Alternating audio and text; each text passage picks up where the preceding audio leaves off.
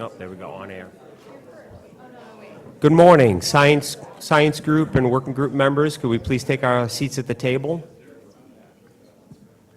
We have some new members today, and if you're one of the new members, there is a name tag up here or an agency tag for you at the table.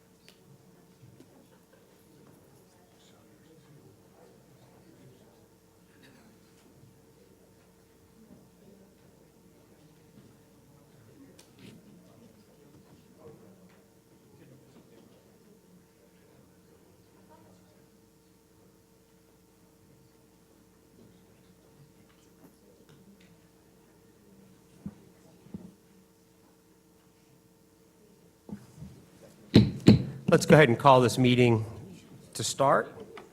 Thank you very much. By way of introductions, I'm James Erskine, Everglades Coordinator with the Florida Fish and Wildlife Conservation Commission and Chairman of the Working Group. Normally I get right to business, but I'd like to just take this opportunity today to thank everybody at the table here for their hard work, their agencies, their staff back at the office, because it's certainly not something the folks at the table here do single-handedly. There has been great momentum. There's been great progress in the areas, many areas, including water management, operations, wildlife management, communication. Those things are really helping us out as we move forward. We have a great agenda, has a lot of information on it, but it is a condensed agenda today. We're going to wrap up fairly sharply at 11:45 today to make room for the afternoon session, which is a task force sponsored workshop on the IDS schedule. So with that, I'd like to just go through some of the particulars and some of the housekeeping of the meeting today. Today, everything is being webcast, so please use your mics. One push turns the mic on. In addition to that, we will have one public comment period for our public that is engaged today. So if you'd like to do that, please file a card with our folks at the Office of Ecosystem Restoration Initiatives to get on the schedule for the public comment. And anyone who would like to public comment on the IDS schedule would like to ask that you have those comments and reserve those comments for the workshop in this afternoon. But we'll go ahead and we'll touch base on that later in the day as well. From here, I'd like to pass the mic to Adam Gelber to do some further introductions. Thank you, James. Just some opening remarks here this morning. We have a lot on the agenda today, a lot of topics. We all probably attend a lot of meetings around, but this is one of the unique ones where we're all sitting down at the table this morning. And the importance of the working group and the science coordination group in matching policy and science and how we work through these matters is ultimately critical about how we have that vertical conversation up to each of our task force members that may or may not be here present today. And we have a lot of work ahead of us, and I know James has got a tight schedule today to meet, so I'll conclude with that, and I thank you all for your participation. We have a lot of work to do ahead of us in the next year. Thank you. Before we go down and introduce our co-chairs at the table, I'd like to welcome a few working group members that are new. Jennifer Leeds with the South Florida Water Management District. We have Kevin Kunith from the Seminole Tribe of Florida. I don't believe, is Kevin at the table yet? Okay. And Sonny Snyder from NOAA. Okay. Thank you. And from here, I'd like to introduce our vice chairs and co-chairs, excuse me. Thank you, James. Susan Gray with the South Florida Water Management District and chair of the Science Coordination Group. Nick Allman, U.S. Geological Survey and Vice Chair of the Working Group.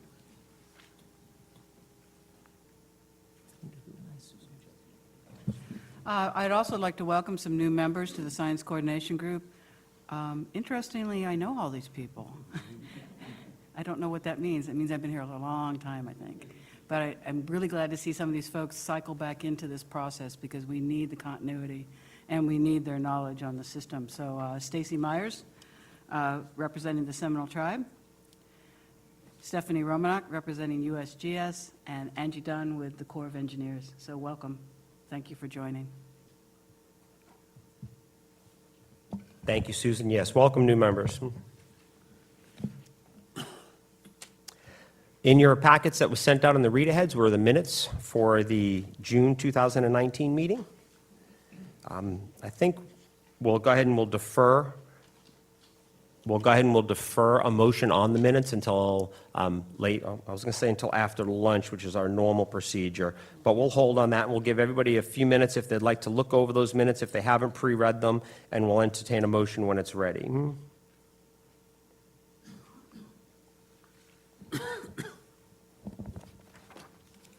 From here, we'll go ahead and do a whip around on the table, and I'll start over here with our new member of the working group, Jennifer Leeds, just to do introductions of all of our members.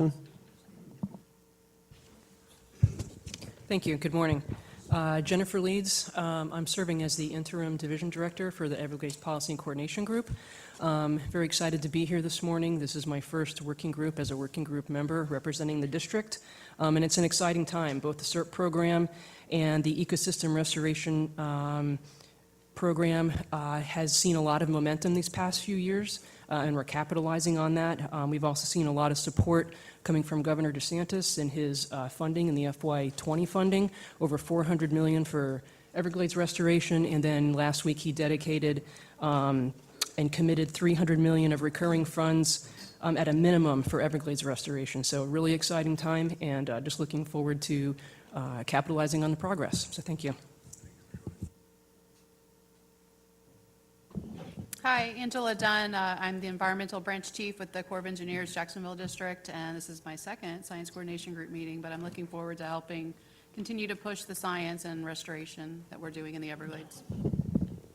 Hi, good morning. Ed Smith with the Florida Department of Environmental Protection. I'm the Director for the Office of Ecosystem Projects, and I'd just like to echo Jennifer's words about the commitment from the state, over $400 million in this current budget, and then the governor's announcement last week that seeking to dedicate recurring $300 million. It's a pretty exciting time in Everglades restoration. I know my staff is always on pins and needles when those numbers come out of how do we meet those expectations, but they're up for the challenge. So. Good morning. I'm James Evans. I'm the Director of Natural Resources for the City of Sanibel. I'd concur with Ed's comments. We certainly appreciate the support of the governor. I'd also like to take this time to thank the Army Corps of Engineers for maximizing your operational flexibility this year to reduce the discharges to the estuaries, specifically this summer. It's helped a lot. We've seen significantly better conditions throughout the estuaries, and while Sanibel right now is experiencing some red drift algae washing up on our beaches, which has kind of plagued our economy over the last month, the conditions this year have been drastically improved compared to last year. So we really appreciate that, and we look forward to working with everybody. Good morning, everybody. Pedro Ramos, Superintendent for Everglades and Director of Tortugas National Parks. Good to be here, Mr. Chairman. And it's great to hear you kick off this meeting with such optimism. We do have a lot of great momentum going on, and we need to keep it going. Thank you. Good morning. I'm Brian Benscoter, Associate Professor at Florida Atlantic University, here for John Baldwin, who couldn't make it on the Science Coordination Group. Good morning. Lee Hefty with Miami-Dade County's Division of Environmental Resources Management, and I just want to emphasize the importance and value of having a multi-tiered cooperative group, both federal, state, and local government. I think it really shows the importance of Everglades to the state, the county, and the country. Thank you. Good morning. This is John Mayle with the Ecosystem Division for Martin County, and I would echo some of the previous positive comments about what a great year we've had in terms of funding, policy, and water management. And additionally, I'd like to specifically point out our gratitude to the state and the Department of Environmental Protection for some recent grant awards to deal with some local watershed issues. Good morning. I'm Russ Morgan, State Conservationist with USDA Natural Resources Conservation Service, and it's good to be back here. I think I missed the June meeting, but I'd just like to announce that USDA does have a member of the task force now. Under Secretary Bill Northey will be representing USDA on the task force, and also Jason Strent, the state conservation engineer with NRCS here in Florida, will be a part of the science coordination group. Thank you. I'm Dave Rudnick, Science Coordinator at Everglades National Park and Special Advisor to the Department of Interior. Hi, everybody. I'm Larry Williams with the U.S. Fish and Wildlife Service. Wow, let me get that microphone right. Guess I shouldn't get so close to it. But I'll just kind of go out on a limb and say we're kind of like riding a cloud right now, because when we look at the water volumes that are going from Conservation Area 3A into Northeast Shark River Slough, it's a huge milestone. We were reviewing that yesterday with the Corps, and I think this year we're looking at 338,000 acre feet that have already flowed from 3A into Northeast Shark River Slough, and before the year's over it'll be probably 500,000 acre feet, and that's like double or triple what it's been before. And all the work that we've done to get the additional bridges built, to get the higher water levels in the L29 canal is like starting to pay off in a huge way. So we were just looking at those numbers yesterday with the Corps, and they're just hugely impressive numbers. And it's drying out the nesting habitat for Cape Sable sparrows. So like I said, we kind of feel like we're riding a cloud right now. You know, we're reaching some of the milestones we'd worked for a long time. So feels really good. Yep, thank you. Good morning. My name is Stephanie Romagnac. I'm with the U.S. Geological Survey, and being new to the SCG, I'll just give you a little bit of background about who I am. So I am a research ecologist with the Wetland and Aquatic Research Center, and I run a small team that does conservation and restoration planning, and we do a lot of that through quantitative means, a lot of predictive ecological modeling. And one of our primary areas of focus is Everglades restoration planning. And so I do a lot of the ecological modeling to look at what are potential impacts on species or habitats that we care about to help select among alternative restoration plans. And I look forward to starting with you all today. Thank you.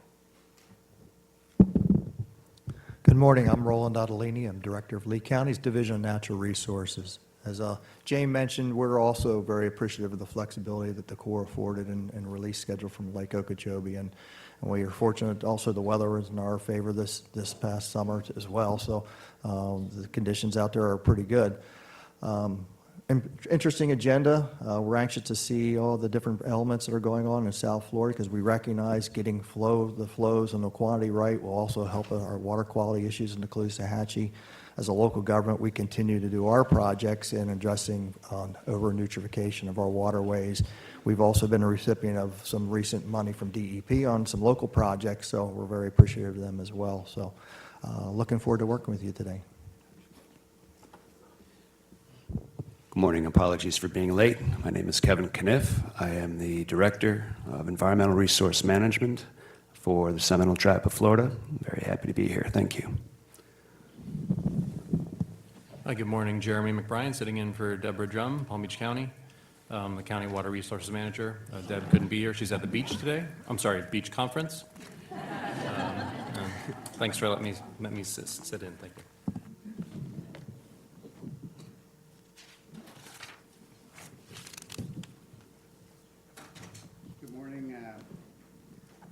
Good morning. I'm Stacy Myers. It's great to see a lot of familiar faces here. I'm the Assistant Director with the Seminole Tribe of Florida's Environmental Resource Management Department. The tribe has wanted to take a more active role in these types of meetings, mainly because a lot of these projects are starting to directly affect them, particularly Lake Okeechobee Watershed Project and some of the other projects within this region. So I think you'll see more of an active role with the Seminole Tribe of Florida in these types of meetings. And I look forward to working with everyone. Good morning. I'm Bob Pergolsky. I'm the Everglades Program Supervisor for the U.S. Fish and Wildlife Service and a member of the Science Coordination Group. Rebecca Elliott, Florida Department of Agriculture and Consumer Services and their Water Policy and Planning Group. And I'm on Recover for SERP, and I am the department's team member for a lot of these restoration projects and for things like the Combined Operational Plan. A lot is happening. A lot is finally getting to completion. And I'm really looking forward to this agenda and all the good work that went into it. Thank you.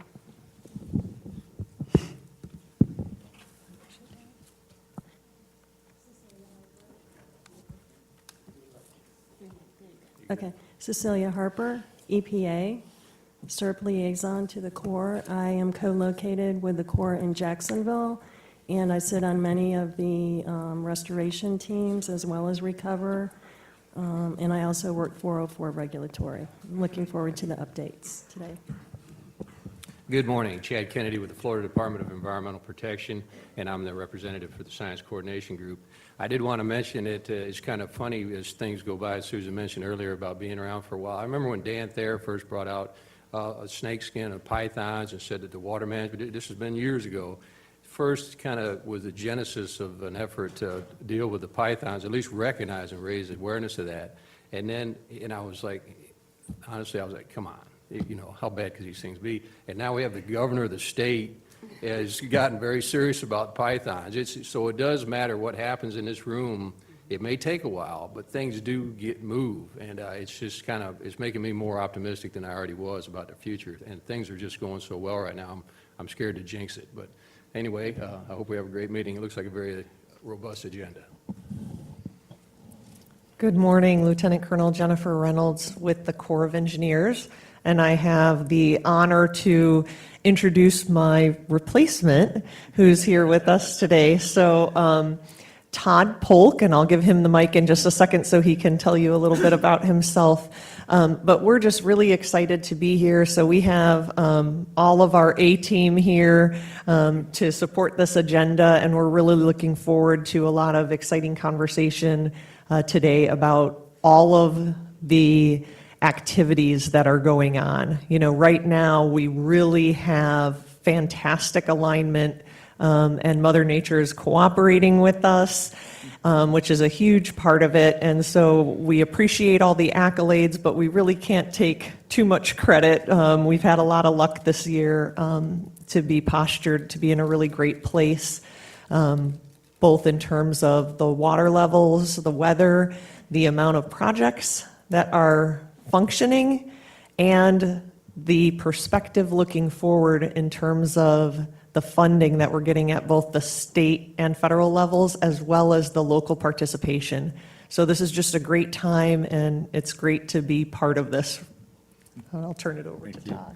Hi, good morning, Todd Polk with the Corps of Engineers, and she's way too modest. No one's replacing her. I'm succeeding her in the position only, and couldn't be more excited. My family and I have, we feel like we're ready to put down roots down here in South Florida, and I've had, as everyone asks how things are going, I said, you know, this past 6 weeks have been the best science field trip I've taken, and I really appreciate everyone's welcoming. I think every agency I've met here has been phenomenal and just helped me teach, and or helped teach me, and it's just been an amazing privilege, and looking forward to continuing for the next several years. I'm Bob Johnson with the National Park Service. I'm the Vice Chair of the Science Coordination Group, and I'm glad to be out of traffic. So I will start there.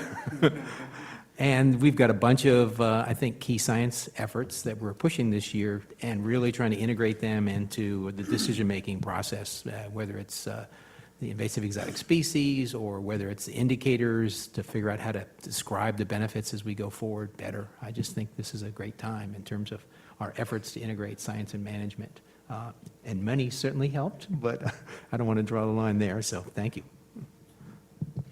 I know I already introduced myself out of turn, so I won't do that again. But I would like to make a few quick comments. One is on just a general comment about USGS and the Python work. I was really excited to see what the state's doing, bumping up efforts on Burmese Python. That's really exciting. I think, we need to be all hands on deck to try to solve that problem. And just, something we've been working on for a long time, and we look forward to collaborating more with all entities working on invasive species work, especially the Python. And it sort of made me think about what we're putting into as an agency into Python research. I added it up last week, and it's about a little over $1.5 million a year just on Python research related to all sorts of aspects, mostly done by Bob Reed and his group out of Colorado, and then locally Kristen Hart, a lot of folks here locally working on the Python issue. So it's really a good time, and I'm going to be trying to ramp up our efforts to work more closely with folks so that we're making sure we're not overlapping and in fact that we're leveraging our dollars to get a lot more distance out of them. I also want to take the opportunity to embarrass Stephanie a little bit, just because she didn't say anything. But just so you know Stephanie a little better, she's been around, most of you know her, she's been around a while. And she is, she works on ecological issues in Picayune Strand, on wildlife indicators of restoration success, but probably spends most of her time with the Joint Ecological Modeling Team of USGS and works with her partner in crime over in Craig Conzelman over in Lafayette, Louisiana. But they spend an incredible amount of time developing custom tools for managers to use in various aspects. And so that's really, I think it's an important thing for us to work hard to make sure the science that's produced is then easily applied and used in effective ways. And I think that whole group, every time I've gone to them and said, wouldn't it be cool if we had this tool that did, and then, in a couple of weeks, there's a tool. And so I'm really excited about having Stephanie around. And a lot of you may not know that she has the other side of her professional life is mostly on the African continent, and she's one of the Department of Interior's main experts on illegal wildlife trafficking in the African continent, especially with large animals, cats. So she probably may be a side you didn't know. You should ask her. If you've seen her office, you'll understand. I think we have a few more introductions on this side of the room. Good morning. Jennifer Hecker. I'm representing the Coastal and Heartland National Estuary Partnership, formerly the Charlotte Harbor National Estuary Program. We're one of 28 national estuary programs in the United States. We cover the western side of the Everglades. Our expansion area that we just added into our service area covers the freshwater Caloosahatchee, so we're now up to about 10 counties in central and southwest Florida that we're working to protect water and wildlife in. Thank you very much. Good morning. I'm Penny Hall. I'm here representing Gil McCrae at the Fish and Wildlife Conservation Commission, and I run the seagrass monitoring program for Florida Bay and Southwest Florida for Recover.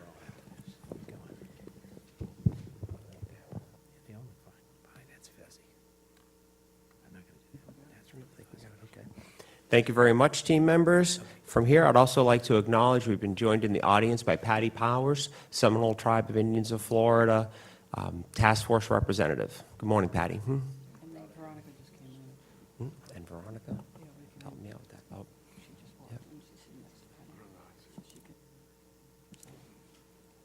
Yep. Good morning, Veronica Harold James with the U.S. Attorney's Office in Miami. Thank you. Did you need a minute? No, I'm good, thank you. All right, and from here, we'll go on to a leadership discussion for the Science Coordination Group. Susan? Thank you, James. Just so to let you know that my plans are to retire at the beginning of the year, next year. And so what... Disapproved. Do I have a big grin? No. Yeah, it's a little bit mixed emotions because I know all of you, and I've known all of you for a long time, and I love working with all of you, but so I will miss that. I may not miss all the meetings, but I will miss the people. But regardless of that, what I am proposing is to step back from the chair position and flip-flop with Bob Johnson so that he would take over as the chair. And for a couple reasons, I wanted to do it now. One, there's a task force meeting in October, and the task force will need to approve what we all adopt. So they will be the final word on that arrangement. So at this time, I'm just looking to the SCG to see if there are any comments or questions or yays or nays on whether you're okay with that proposal. Susan, just one comment.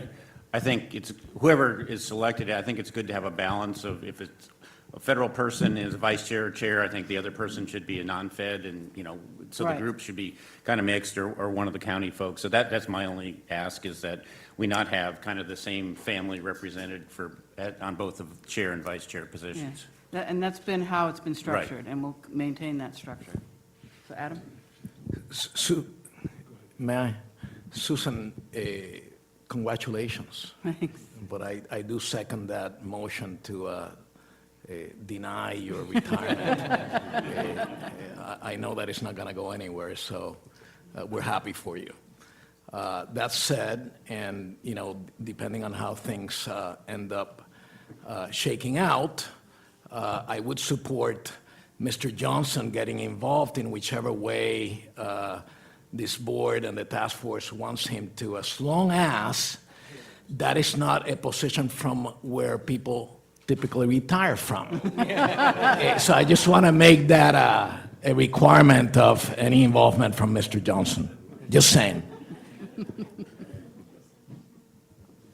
Yes, thank you. Thank you for your service. Eventually, it will be greatly missed. So I'd also like to point out to the group here that we encourage any SCG member, tribal, state, to notify Kevin Berger or anybody at the OERI if you'd like to be considered for the SCG position. So if you don't have Kevin, Kevin's in the back over there, or myself, just reach out to us through this process, okay? Okay, so I'm looking for a motion and a second from the SCG members. Jed, motion? I'd be glad to make that motion. Thank you. Nick, second. All in favor? Aye. Opposed? Oh, thank God. All right, thank you. The one thing I forgot to do is that when I retire, the Water Management District has proposed to place Lawrence Glenn on the Science Coordination Group, so he'll be stepping into the district's position on this group. So just to let you know, you will be in very good hands. So thank you all. Thank you, Susan. From here, we have a priorities update and the status update on the working group and science coordination group priorities that were presented during the June 2019 meeting. On that, I know a lot of work has been done in the background. I've been tracking this and preparing for the meeting, so we'll hear an update from that. Adam, would you like to say a few words? Yeah, we had to share some mics because they're charging them for the afternoon, so bear with us on that during this early session. Regarding the task force directed priorities, this is our deliverable to them to support that conversation and decision-making process at the task force meeting. Most of you all and others not at this table are involved in these important topics, and that when you are engaged, yes, looking at the current trends, current information, current data is always super important, but also trying to, force ourselves to look at that future condition potentially and envision a future with scenario. And that, again, this is our deliverable, and these will be the tools that you all develop in order to make the appropriate decisions to resolve forward progress on Everglades restoration. And with that, I'll turn it over to Alan. Thank you, Alan, for your leadership. Oh, and one other thing, while you all are working on this, whether you're new to these priorities, the OERI team is there working with you at all times to facilitate, to organize, to help out with reporting, basically helping out with the deliverable, while you all are very focused on a lot of other work besides just this, and we recognize that clearly. Thank you. Thank you, Adam. Good morning, everyone, and welcome to our new working group and SCG members. I'm going to be going over some of the priorities that we established in June. If any of the new members or any of the current members wants to get up to speed on some of those other issues that I won't be briefing on today, please let me know. I'll be glad to sit with you and get you aware of all the other things that your working group and SCG are going to be working on the following year. For this update, oops, sorry, got a little bit of a lag going on here. There we go. Yep. Got it. So we have a set of 6 priorities that we brought forward in June. Today I'm going to be updating you on 2 of those that are more of the longer term, more intense efforts, the system-wide ecological indicators and the invasive exotic species. As we continue working, our next update will be provided to the task force at their October meeting in DC. And starting with the indicators, the task force has established this suite of system-wide ecological indicators to give a picture of overall ecosystem health and how things are looking. These are the current indicators that we've been reporting on for many years now. We provide an update as a standalone report as well as a portion in our biennial report that goes to Congress and the legislature and other interested parties. So we wanted to, at this point, take a look at these indicators and to see if we are reporting on the right things, or do we have the right information? Do we need to change these at all? Are there challenges with some of the monitoring on some of them? Do we need just to refresh these indicators? So it was decided that, yes, we need to take a look at that, and we're developing a process to get there. But before we tackle the very technical information on the indicators themselves, we want to make sure that we have a good input from policymakers, how the decision makers are utilizing this information. Are we giving them the correct information? So we want to take a look and see if we can make sure that it's being a useful document. We want to make it as useful as possible. So before we tackle the technical pieces, we're going to get to that policy level view of the document, of the indicators, and make sure that on the reporting level, we're being as effective as possible. So what we're working on is we're going to conduct some one-on-one interviews with policy folks. We'll be contacting members of the working group and SCG, asking you for the correct person that we need to talk to within your organization. It might be yourself. It might be the person you report to. How are these documents being used in Congress, in the legislature, when we're talking about Everglades restoration and how we are collectively doing and how the projects are collectively doing? So before we get started on the technical pieces, we'll get there. This is going to be a long-term process, so we want to make sure we have an idea of the utility of the documents first. So that's what we will be doing. And so, as I said, staff will be reaching out. I'll be working very closely with Laura Brandt, who has been luckily very willing to dive in and help us with this effort. And we are not looking to get this resolved for our next biennial report. That would be next year in 2020. We recognize that to do this correctly and to get the information we need, it will feed into the subsequent biennial report. But we are going to be constantly working on this. So that's where we are with the indicators. Do I have any questions on that piece of the process before I go on to invasive species? Everyone's good. Awesome. Then I'll expect you to answer your phone when we call you for those contacts. Perfect. Perfect, perfect. And another document that we had developed, we began work on it in 2013. We developed an invasive exotic species framework based upon the invasion curve and those 4 phases. That's how we have the goals of the document lined out. And we also have case studies for each part. We have action items that we identified, and also looking at a cross-cut budget. Those were dated in 2015, and we're looking to update that to reflect a lot of the good work that's been happening since that time. As Chad said, invasive species, there's a lot more action happening now, just even in the past few years, to report on. So we're going to be taking a look at all those pieces. We already had a call with some of your staff working on this idea, and we ran it through them. We're going to be gathering all the experts together and having discussions on how we can tackle that core document and the case studies. That's where we'll be starting. The more details will follow after that. So we're going to be having another update for everyone at the October task force meeting, letting everyone know where we've gotten with it. And our goal, though, with this process is to feed it into the 2020 reporting. So this one's on a little bit of a faster track, but because we have a good recent document, we're not looking at tearing it all apart. We're looking at updating it in smart ways to make sure we're reflecting all the good work all the agencies are doing on invasive exotic species and highlighting new concerns. So those are the two items I'm reporting on today. Any questions on that? Pedro? I do. So one of them is a comment, and you may be aware of this already. The State Fish and Wildlife Conservation Commission, with funding from the Park Service and other funding that they've received, are in the process of developing a statewide, I forget what they're calling it. James, do you know what I'm talking about? The statewide strategic action plan on invasive species. And so, you know, whatever we do, just a comment that we don't duplicate Correct. the work there, and that, you know, we fold it together, if at all possible, as a suggestion. And then the other thing that I wanted to ask, and I can't remember whether in that 2013 work that we did, it was focused on animals.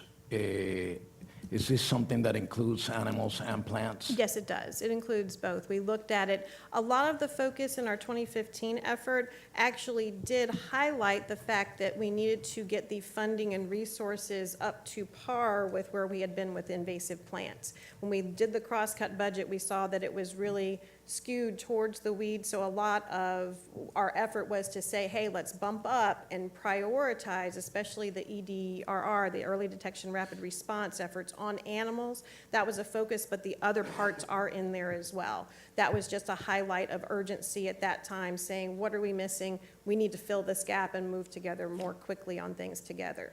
So it's in there.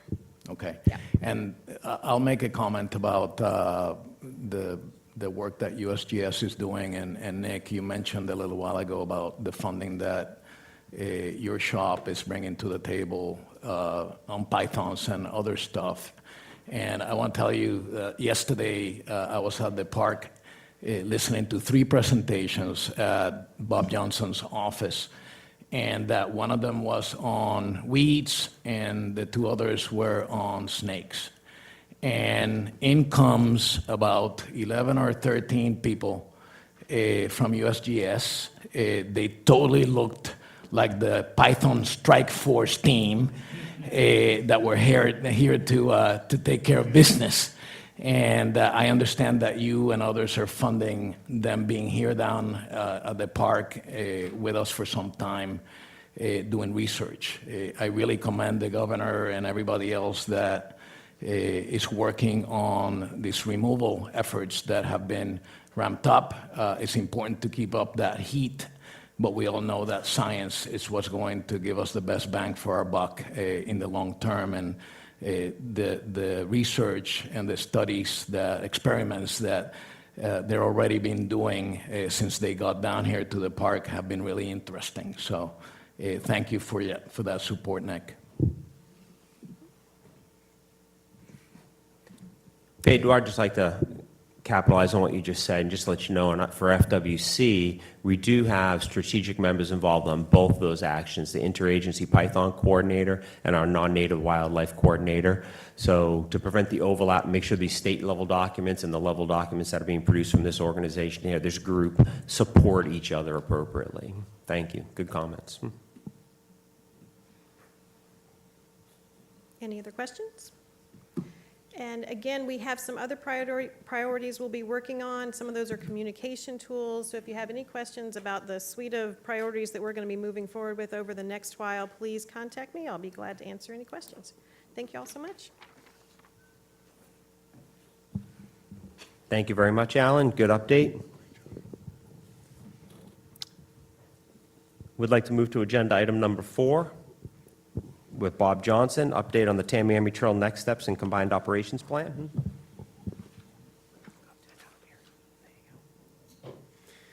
Okay, so in my day job, I'm a supervisory hydrologist and the director of the South Florida Natural Resources Center, and I just want to thank all my staff who worked until I was getting slides at 6:15 this morning as an update. So this is the newest information based on some of the flow measurements from the USGS that sort of just came out. So at least I want to say we're on it.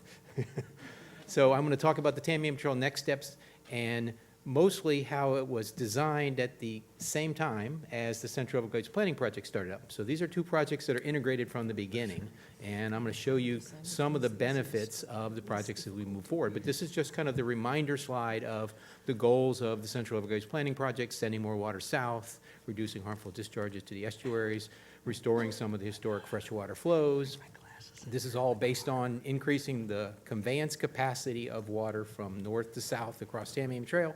Tamiami Trail has been an obstruction to flow since the 1920s, and we've spent the last maybe 8 years on various phases of construction on Tamiami Trail trying to raise and bridge this roadway to remove this flow obstruction.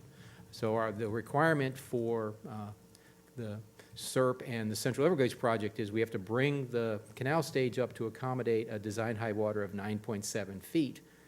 That's way up into the sub-base of the road, almost into the structure course of the asphalt. And so that's why we have to raise the road. It would undermine the integrity of the roadway if we raise the water level when we don't fix the road. And so we got authority in 2009 by Congress to do the Tamiami Trail Next Steps project. The Phase 1 project was focused on bridging on the western side. That's the yellow line on the graphic there. So 2.3 miles of bridging on the western side to complement the 1 mile of bridge that was built under the Modified Water Deliveries Authority by the Army Corps of Engineers. And now we're starting up the Tamiami Trail Next Steps Phase 2. That is to raise the remaining portions of the roadway so we can bring up the road without adversely affecting the design requirements. Okay. Yep. So first, kind of where does the design high water come from, so you get an idea of where that is. So this is a curve. It's got a bunch of different lines on it. Focus on the blue line. So if you look at the SERP project and the design high water that's required to pass the volumes of water from north to south across Tamiami Trail, this is a exceedance curve. So on the stage is on the y-axis, and what you see on the bottom is return period. So at the far left is the driest years. You take the 41 years of the simulation, you take the annual maximum, that's what all the dots are. And so the driest years are on the left, the wettest years are on the right. So if you just look at the water levels prior to the Modified Water Deliveries Project, with the stage constraint we had originally at 7.5 feet, that translates to a 1 in 20 year drought. So it means in almost any condition where it just slightly gets wet, Tamiami Trail was a constraint. It could not pass the flow. You could still pass water, but you had to do it in the dry season when water levels weren't high. You couldn't pass it in the wet season. So then we go up to follow the line into the 1 in 2 year event, which is an average year event. Now with the modified water deliveries features in place, we can bring the canal stage up to 8.5 feet. That's the equivalent of a 1 in 2 year 50% event. So an average year we can pass the flow, but essentially anything wetter than an average year, the road is still a constraint, post-mod water, okay? So finally, with achieving the SERP levels, we have to be able to bring the canal stage up to 9.7 feet. That's kind of the maximum we see in the modeling. It's about a 1 in 20 year flood. It's not the wettest year on record, but it's kind of design criteria for highways. And so in order to accommodate a 9.7 foot design high water, we have to raise the trail first from the stage of about 9.7 to 10.5. That was the lift created by the Modified Water Deliveries Project, partial raising but not replacing the subbase. And now the next raising takes it to 13.1. Now we have the freeboard between the peak water level and the top of the road so that when the subbase gets saturated, it doesn't cause structural harm to the roadway. So that's what we're doing. The National Park Service is working on a transportation project.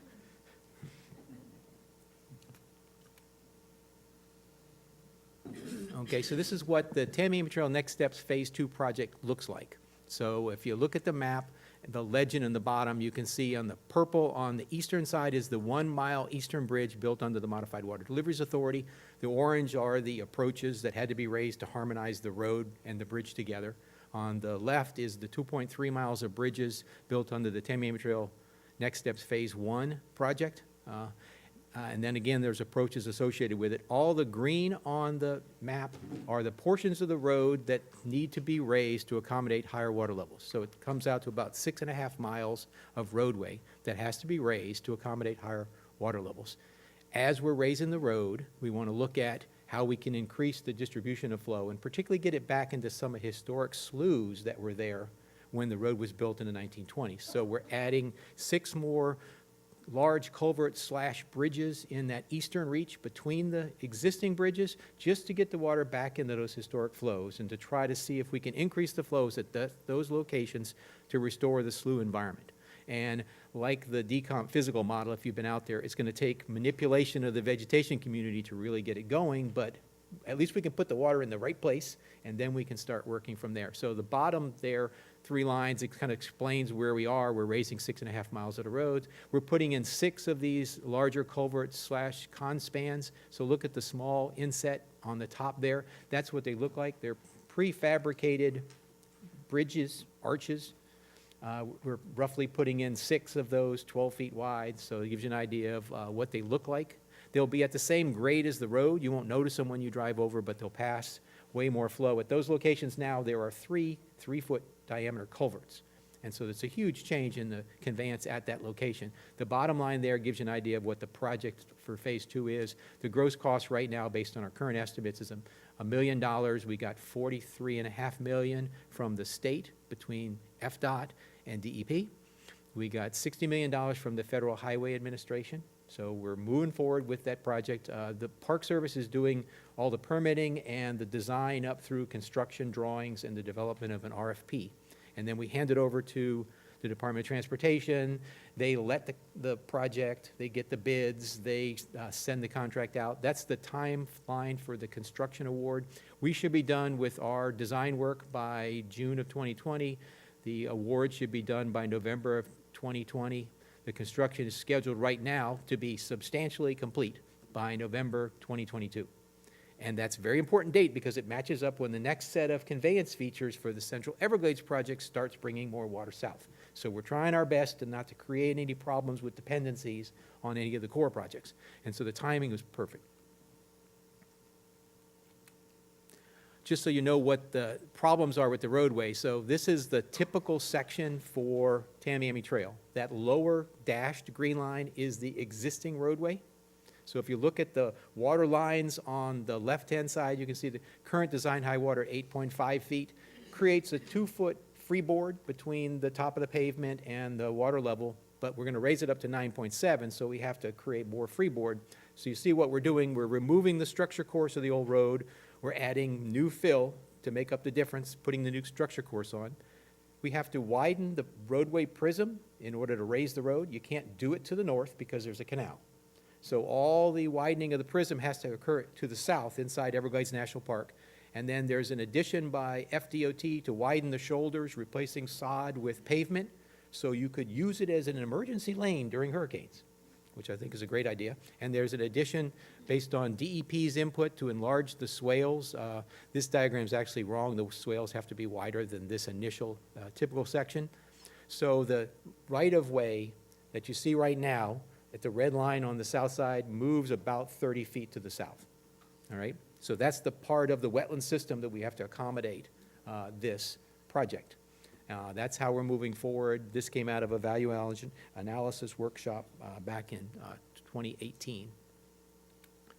So just to get into a discussion about the flow changes on Northeast Shark Silver Slough, what Larry and others were talking about in terms of the benefits of the project. So here's a plot of the total flow through Northeast Shark River Slough, the eastern flow path, the part that we're raising from 2003 through most current data through 2019. And so you can see that the discharges, these are monthly totals, so they're adding up to the annual total. So you can see there's been wet years along the way. Then you can see when the 1-mile bridge was completed in 2013 and the road was raised 2014. So we really didn't make an operational change under that early part of modified water deliveries. We started making operational changes when the incremental field test started in October 2015. Right after that, we had the wettest dry season on record, an El Nino, and the Corps did a deviation. And you can see what happens when you allow the canal stage to go to 8.5 feet. You can see the very high flows in response to the El Nino event. If you look at Hurricane Irma in 2017, you can see relatively low flows because we had so much water coming in and so much rainfall south of the trail that we exceeded the constraint on both Tamiami Trail and in the 8.5 square mile area, so we had to stop inflows for a while. And then we got back to it in 2018 and 2019, but these are the highest flows on record that we have seen in Northeast Shark Slough ever. And 2019 is not exactly a wet year, and we're still passing record flows into Northeast Shark River Slough. So we're absolutely seeing the benefits of the roadway improvements and the commitment to send more water south as it's available through the water conservation areas and under Tamiami Trail. And I just want to show you a little bit about the flow distribution so you can get an idea of what happens when you add bridges. So start with the eastern flow section. Let me just take it back just so I can show you where the breakdown of the areas are. Oops, sorry, I have to jump past these real quick. I forgot to point out the sections of the roadway. Come on. Must be, whoop. There it goes. So I broke up the roadway into 3 sections. The western section is from the control structure 333 over to the Airboat Association, then from the Airboat Association over to just past, I think it's Coopertown, or no, it's Everglades Safari Park, and then the eastern flow section. So the western flow section has a 2.3 mile set of bridges now. The eastern flow section has a 1 mile bridge in it, and the central flow section has the original culverts. And so what you can see, I can get back to it. What you can see is what happens when you add bridges. So start on the eastern section.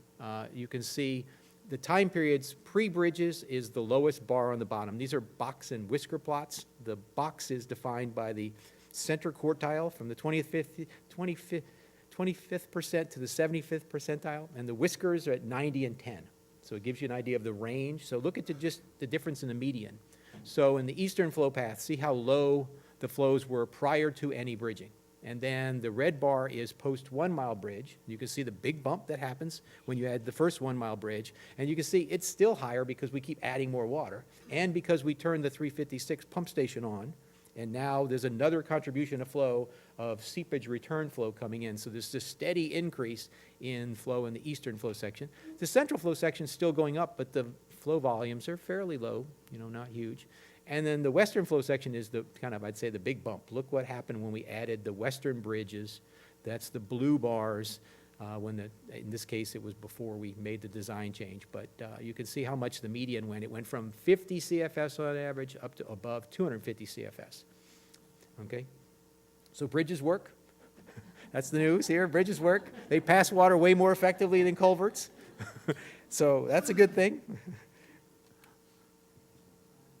And then the last graph I have is kind of looking at how the trends are changing over time in terms of flow into Northeast Shark Slough. And so if you look at the top left box, the natural system model, that's the volume of flow that we believe historically passed through the eastern flow section. The total flow into Shark Slough was about 2 million acre feet. The majority of that went into the eastern flow pass, almost 1.2 million acre feet. I won't say it's our target, but it's an idea of what the system we think looked like before we changed the deliveries. The current system is kind of, the volumes are based on what we're doing with the incremental field tests right now. And a good year or an average year in that is about 260,000 acre feet. The distribution of flow is still too much to the west, but the flow volumes, are coming up since where they were before the incremental testing. With modified water deliveries implemented, we double the flow crossing the eastern flow section from about 260,000 acre feet to 500,000 acre feet. We then have that same incremental benefit again in central Everglades. So we go from 500,000 acre feet to over 700,000 acre feet. These are huge numbers, and they will mostly be coming from the Central Everglades Planning Project, which delivers water from Lake Okeechobee southward, primarily in the dry season, because that's when you have treatment capacity in the stormwater treatment areas in the EAA. And so this is going to lengthen the duration of flooding in the marsh in a very significant way. That's the biggest benefit we will have. That's what the small marsh fish really benefit from. Continuous water is important to fish. And then it'll dry down and the wading birds will do really well. So the big bump is the continuation of flow throughout the year that we'll get. We'll see increases in water depths, but nothing as significant as the changes in water flow. So these are restoration benefits that are going to start in 2022, 2023. So, in restoration time, that's incredibly fast, So, and then all this stuff at the lower end is all supposed to be in by no later than 2027, kind of in our current plans. But it's a cash-loaded process. So we're all making sure, we keep the funding going. But that's the benefit that we'll see from this project over time, and I will stop there.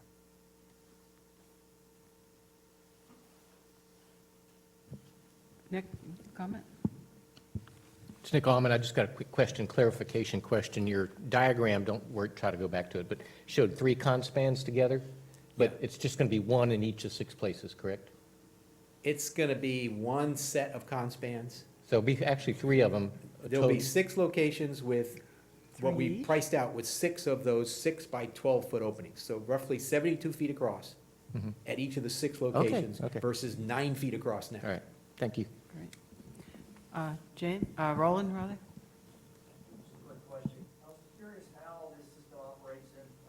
Yeah. Curious how the system operates in a flood event, like a 100-year event or something. Or is there a large head differential across the upside of the Tamiami Trail versus the south side? And is there a level of service that the road elevation set, or is it entirely controlled flows upstream of that area? Well, I would say during high water events, water will still stack up in Water Conservation Area 3A because we have a limited outflow capacity to the east. So it's very common for the S12 structures, downstream of the S12 structures on the western side, they reach 11 feet. That's a very common event. This is capped at 9.7, so we're not going to have the same volumes of water going to the east, but that's intentional because the east side is next to people. And we just can't raise the canal stage on the eastern side because of the risk of flooding. We also have a terrible time, we don't kind of show it here, but the volumes of water going in both Mod Water and the Central Everglades project, we have the same volume or more leak out on the eastern side. So the big problem that limits us in wet periods is how to manage seepage, and that's a project we just have to keep working on. We're just, I would say we're not quite there yet in terms of having an authorized project to deal with the seepage losses that cause an increased risk of flooding to the east and also reduce our restoration benefits. Chad? Bob, first of all, I'd like to thank you for mentioning the swales and the stormwater treatment that we're going to enjoy now that we don't currently have on the road. So obviously, the department loves water quality improvements, particularly next to the Everglades. Yeah, but the one thing I want to ask more on a personal note to you, we could talk about the numbers and all that type of thing, but the Tamiami Trail, I guess the construction was started in about roughly 1915. So this, basically a dam, has been across this region for quite some time, longer than you and I have been around for sure, even probably combined just a little bit. But I wonder how it feels to be the hydrologist that's there on the watch. I know you were there prior to any of this thing that's going on, but to see this transition after roughly 100 years, to see these flows coming back to the park.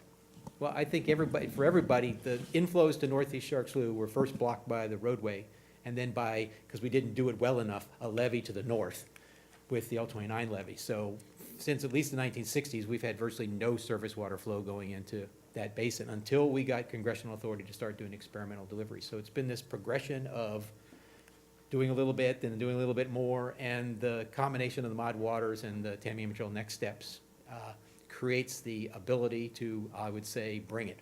So now we're going to be all dressed up and waiting for restoration flows. So that's a good thing. All right, Larry, and then we'll go to Ed.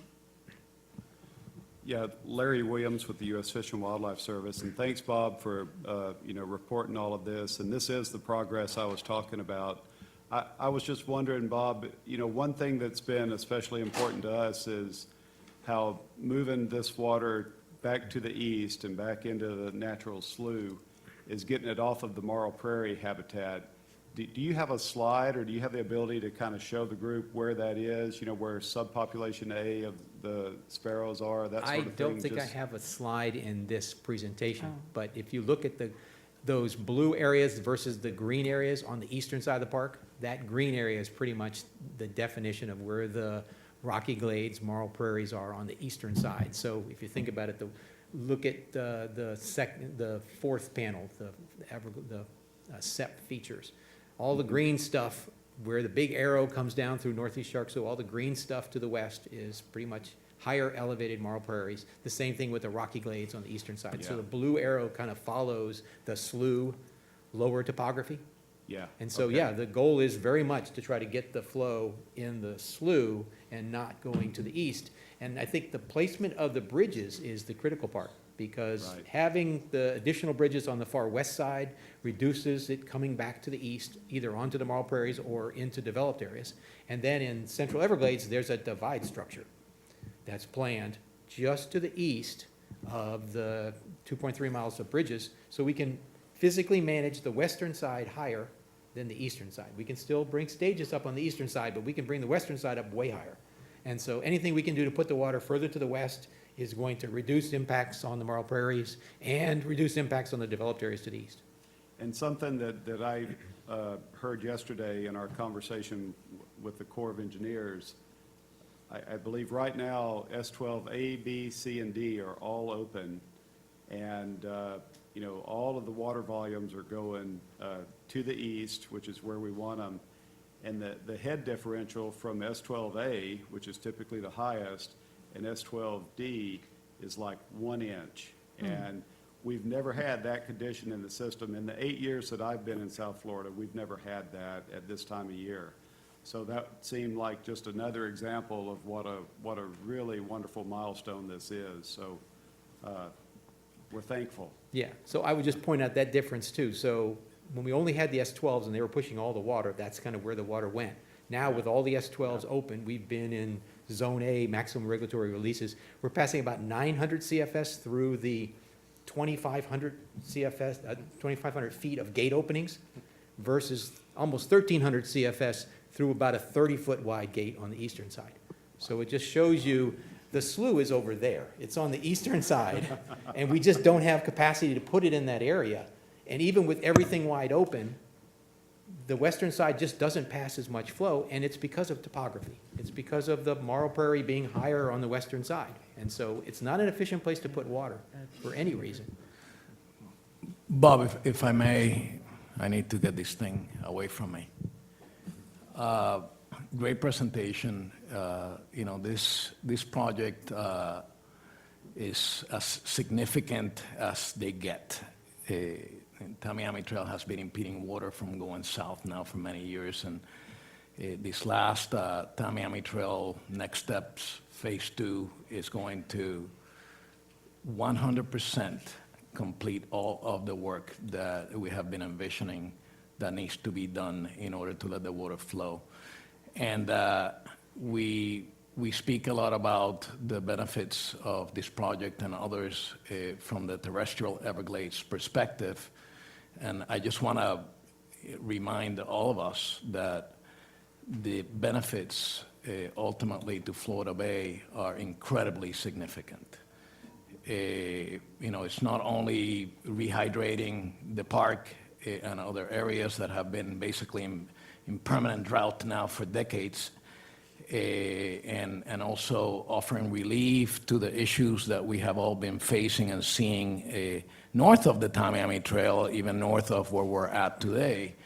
But the reason why we embarked in this Everglades restoration effort was initially because of Florida Bay. And this is what's going to bring the water down to the bay to make it more resilient and prevent the kinds of events that we've seen over the past several years with salinity and seagrass die-offs that have been massive, affecting the fisheries and that ecosystem down there that, you know, played an important role in making Everglades National Park a World Heritage Site. It's one of the largest seagrass prairies in the world. So huge, huge horsepower that this project is going to allow us to have down here in our system. Yeah, I think you're exactly right. My perspective is, as restoration managers, our job is to identify constraints and then remove them.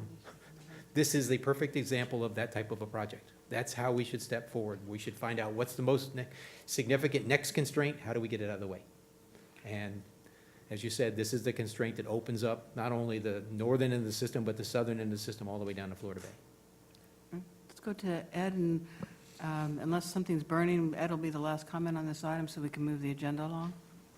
and I'll be real quick. I just wanted to say, Bob, first of all, thank you for the presentation, great presentation. But I think Bob also needs a big thank you from this group, because I don't think people understand what he has done to get this project moving. You know, he's been available anytime I've called him for information, and that information was critical to getting this project into DOT's work plan. Their work plan process is typically 10, 15 years. Because Bob has, been driving this project and his staff, we were able to get them to insert it in 1 year, so to get it moving. And just to correct, all the $43 million was from DOT. We didn't have Okay. anything this time, so. All right. Thank you. Bob, one more, a couple more, sorry. She said a hard stop, but a couple comments. I couldn't override Adam. Yeah, sorry. Great project, right? Any sense of how contracting is going right now, or the design at the Park Service? Any issues there? Do you have any knowledge of that, or is it just it's moving? Well, our planning process, our design process started slow because after the state committed $3.5 million for construction, and we were in the process of transferring it over, we weren't allowed to spend it on the design until we were guaranteed that we have the money to construct the project. And so you're not allowed to start designing a project that you can't pay for in the construction phase. And so we did not get, even though we submitted a grant application in December, we did not get approval for the funding until the end of May 2019. So then we did interagency value analysis meetings, and then we did the kickoff. We started the contract with the architectural engineering firm right at the end of July. And they are doing everything they can to make this project go as fast as possible. So we're going to have to probably add a lot more resources to get it done by an early design date. But the schedule I showed you is the schedule we're all committed to, so I think we're there. To me, it does not in any way impede where we're going with restoration. It meets the deadlines perfectly. So that's the best we can do, is make sure we build stuff in time for the next project that wants to deliver the water. Yeah, thank you. It is such a great project. I think with some of this, it's going to fight back and challenge some of those other aspects of Everglades restoration and within the park of peat loss, and really trying to stay focused though on those solutions that are going to bring water to places like Garfield Bight, where there's so much evaporation during those low flow years.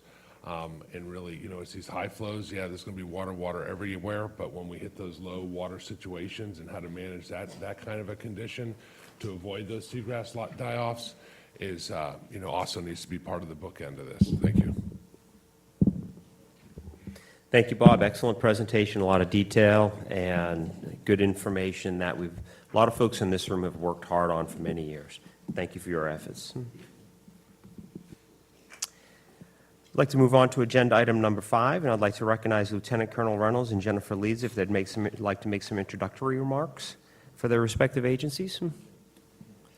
So I'll just say that, as I mentioned earlier, the funding levels at both the state and federal government are really exciting, and Howie really needs no introduction to this group. You all know him, and so without further ado, I'll turn it over to Jennifer. Thank you. I had the same statements. I think what you'll see is that this budget reflects the commitment from both the governor and the state to moving Everglades restoration forward, and Matt Morrison will go over that for the district. Thank you.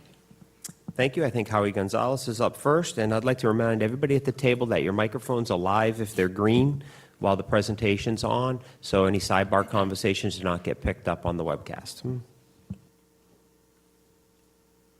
Great, thank you. I'm Howie Gonzalez. I'm with the Corps of Engineers in Jacksonville, Florida, and Chief of the Ecosystem Branch, Program Manager for the Corps South Florida Ecosystem Restoration Program. And our presentation about to go through is our FY20 federal budget. The discussions we've had in previous working group, science coordination group meetings have acknowledged that we had $200 million identified in the President's budget for FY20, but I wasn't able to give the details. So between where we were in May when the notification first came out and into August, there was some internal USACE, all the way up to the administration and Office of Management Budget to confirm that the plan that we had developed for the $200 million was one that they could ultimately support, that we had the right authorizations, that the commitments that we were making with the $200 million would be supportable not only in FY20, but going forward. So with that, we got the approval to release the plan. The plan's been out on our Corps of Engineers website for a little over a month now, and I'll kind of take you through those details here in a moment. It's understanding, as I've given program presentations in the past, I talk a lot about the phases of a civil works project. And so we have our planning phase. I'll talk about some of those projects later on in today's agenda, which tends to be the cheaper of our Corps of Engineers phases because we're doing studies. And in a smart planning arena, our studies are typically between $3 and $5 million. From there, we move into detailed design, and that's a definitive investment decision that we make because once we start down the path of detailed design, that's going to ultimately lead to an investment decision to go to construction.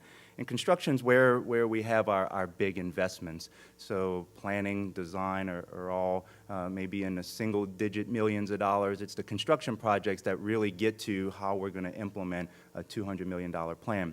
The challenge we've had over the last couple of years is that we haven't had the commitment in design dollars to get the designs ready, get the detailed plans and specifications on the shelf so we could go straight to construction. So what you'll see in a $200 million plan is a big push in design. So the goal is to get as much design as we can done so that if and when a significant funding amount comes in FY21, we have projects ready to construct. But at the same time, you'll see a significant portion going to construction because we understand that we have projects, some that have been authorized, almost 10 years, that need to be completed.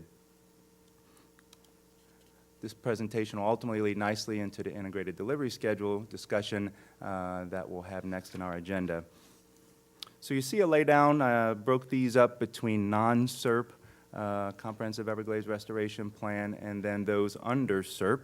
And you see how the top line totals get to our $200 million. So I'll go first into non-SERP, starting with the C-111 South Dade project. A very small amount of money to ultimately complete a post-authorization change report. The scope of this report is focusing mainly on the replacement of pump stations 332B and C. That'll give us a congressional authorization that we're seeking in a WRDA 2020 to make those pump stations permanent as compared to the facilities that we have out there now. For Kissimmee River Restoration, the $1 million is to continue project oversight of ongoing construction contracts. We have some of our last construction contract efforts to be awarded in the next couple of weeks before the end of fiscal year 19. And it'll also allow us to continue to work with the South Florida Water Management District on those lands, easements, rights-of-way, the items that the South Florida Water Management District gets credit for in our cost-share partnership on this project. I know I fielded a question earlier this week with regards to why Kissimmee's number may be so low, and it's tied to that point that the contracts that we've awarded, those funds are already obligated. So this $1 million is primarily for in-house labor to support those ongoing construction efforts and oversight, and ultimately work with South Florida Water Management District. As we get into SERP, again, this is where the significant portion of the $200 million will be obligated, and I'll just kind of run down a list. For C-43 West Basin Storage Reservoir, we've had about almost $2 million to continue our support of the South Florida Water Management District's construction. As we briefed in previous working group, science coordination group meetings, the South Florida Water Management District has taken the lead and is constructing that C-43 project. Our oversight ensures that we understand what's being constructed, that the construction is maintained in compliance with federal standards, and ultimately when the South Florida Water Management District seeks work-in-kind credit for their construction, that approval process runs pretty smoothly. You see the Indian River Lagoon South project, $27.5 million. We're in the final couple of years of construction for the C-44 reservoir on the Corps of Engineers side, and understanding our support for the South Florida Water Management District's construction of the stormwater treatment area and project pump station. You see significant progress being made in designing the C-2324 north and south reservoirs and stormwater treatment area. Again, one of those projects where our goal is to get those designs on the shelf so that when FY21 funding becomes available, we can award some construction contracts in C-2324. We're awarding a construction contract, we have awarded a construction contract on an intake canal for C-44. So again, those pieces that are all coming together for a C-44 construction completion in the next couple of years. On to Picayune Strand Restoration Project, the $38 million is for a construction contract award on the Southwest Protection Features. This is one of the last elements as we've completed construction on the 3 project pump stations. We're doing all of the road removal and looking to actually plug some of the canals to advance restoration benefits in Picayune. So the Southwest Protection Features is our last big construction element for Picayune, which will then allow us to really bring the restoration flows to those 55,000 acres. For Biscayne Bay Coastal Wetlands, this is continuation of construction on the Phase 1 portion of the project. We are planning to award Contract 4 this fiscal year, and we intend to award Contract 5, which would be the last pieces of construction for Biscayne Bay Coastal Wetlands Phase 1 in FY20. For Broward County Water Preserve areas, continuing the significant design effort on the C11 impoundment.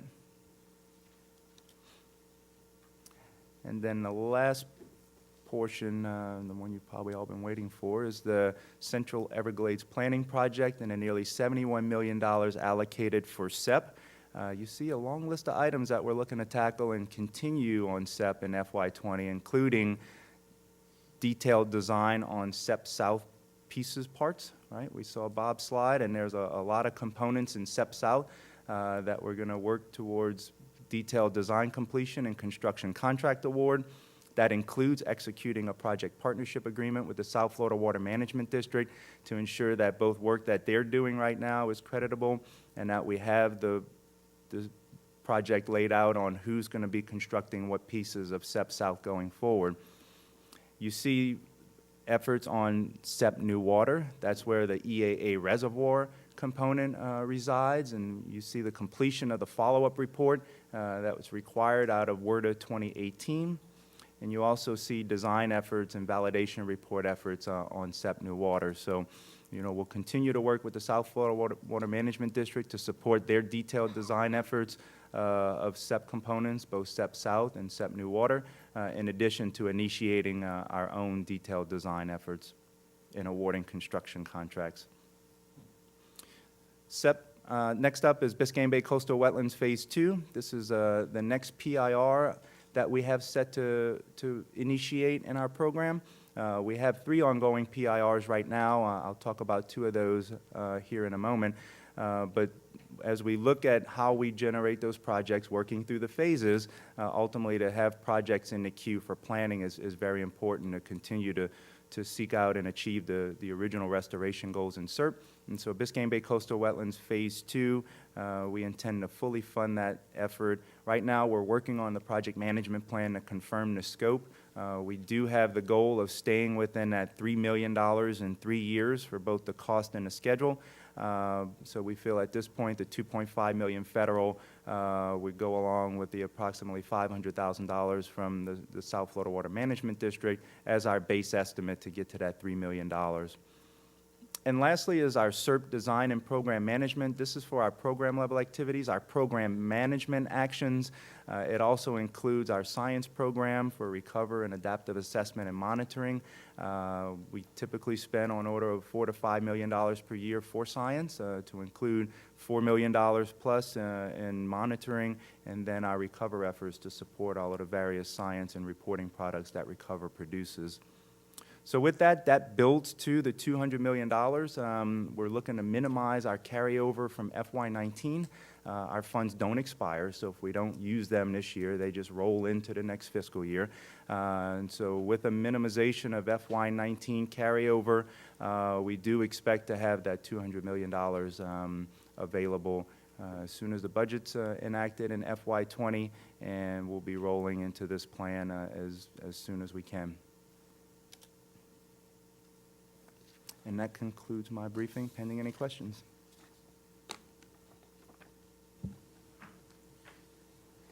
Seeing no questions at the table, we'd like to move on to invite Matt Morrison for the South Florida Water Management District.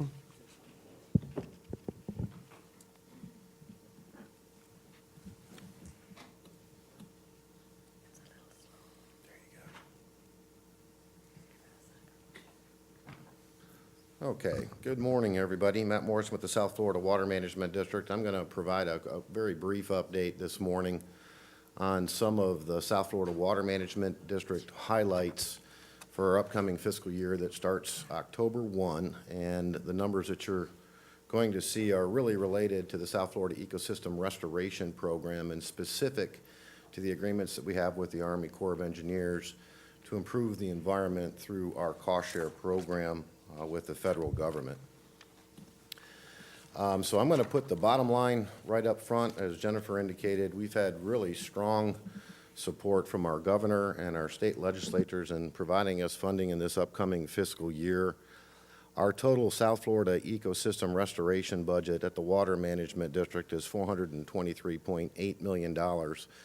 And I think I need to note that that doesn't include the $43 million that's coming from for example, DOT for the road raising at Old Tamiami Trail as part of the Phase 2 project that Bob mentioned earlier. These numbers also do not include our Restoration Strategies program that receives $32 million a year to improve our ability to treat water as we continue to try and move more water south to the natural system. And it also doesn't include money that's coming in through appropriations and ad valorem funding for our Northern Everglades and Estuary Protection Program. So with that said, when you look at the $423.8 million for this program and you look at the other state contributions, we're well in excess of $500 million in environmental restoration activities for our upcoming fiscal year. In addition to that, or I should say as a breakout of that, we've got about $415.5 million for the Comprehensive Everglades Restoration Plan. And then as project features are transferred from the South Florida Ecosystem Restoration Program to long-term operations and maintenance, there's obviously a cost to operate and maintain those facilities, and we have $8.3 million budgeted for those facilities that have been completed as part of the restoration program that will be operating in the upcoming fiscal year. The details are there, just some of those highlights of the 423.8, 415.5 million are specific to the Comprehensive Everglades Restoration Plan. The Central Everglades Planning Project, the Water Management District is moving out quickly on implementing a number of those project components to the tune of about 169 million. They include doing the early design work for the EAA stormwater treatment area that's part of the post-authorization change report that was recently approved by Congress in 2018, as well as conveyance improvements to both the Miami and North New River Canal. This upcoming calendar year, in the March timeframe, we will be letting a contract for the actual physical removal of Old Tamiami Trail to open up the southern end of the system that will work in parallel with the construction activities that are ongoing right now for the S333 North structure that once again will improve our ability to move water from Water Conservation Area 3A into Everglades National Park, opening up the southern end of the system as part of the Central Everglades Planning Project. In addition to that, we recognize the importance of storage around the lake, north, south, east, and west. We have strong funding for our continued construction of the C-43 reservoir over on the Caloosahatchee River, and we were granted about $50 million for us to move forward and look at opportunities to implement storage north of the lake associated with the Lake Okeechobee Watershed Restoration Project in advance of congressional authorization for that particular project. In that, we're looking at ASR technology and some of the studies that have been completed. We're going to be conducting a siting analysis this upcoming fiscal year, and we'll be looking at opportunities to revamp some of the ASR systems that were part of the CERT program pilot studies, as well as some other wells that have been out of service for a while. And then just planning and program support, that's a $43 million fund that basically supports the program in general. It includes salaries and wages, for example.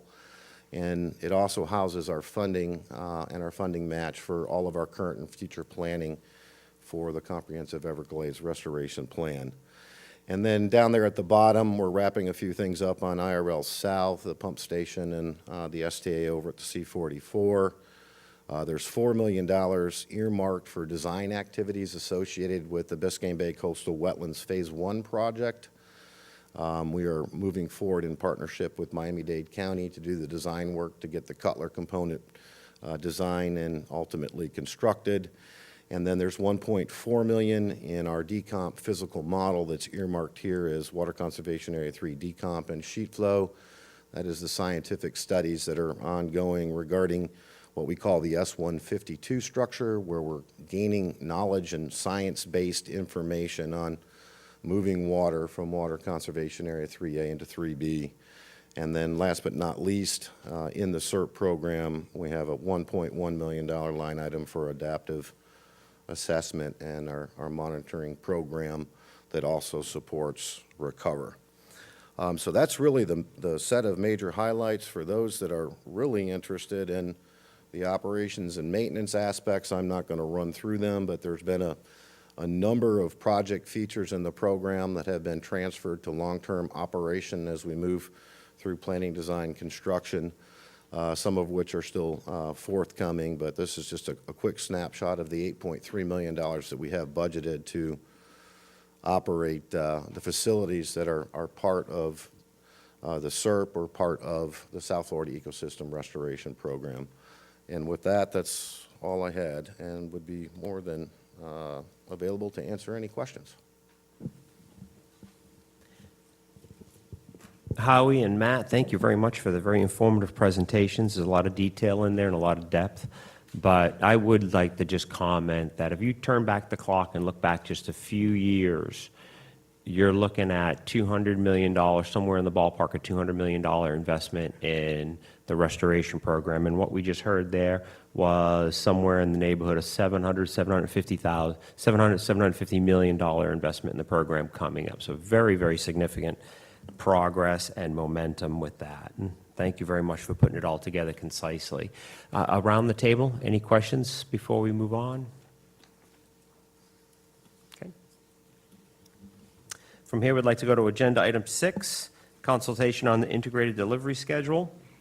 And I'd like to remind all of our members here at the table and our folks in the audience that the Army Corps of Engineers had requested that the task force sponsor a workshop on the IDS, and that workshop was unanimously approved at that workshop was unanimously approved by the task force members, and it's being held in this room today at 1 o'clock.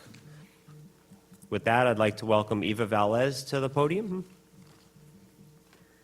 Good morning, everyone. It's great to be here. I'm excited to step into my friend Kim Taplin's shoes for the Army Corps of Engineers and take over for her to talk about the integrated delivery schedule, but have no fear. She is right there next to me every single day and will be my lifeline when I have to phone a friend and have a question that I can't answer.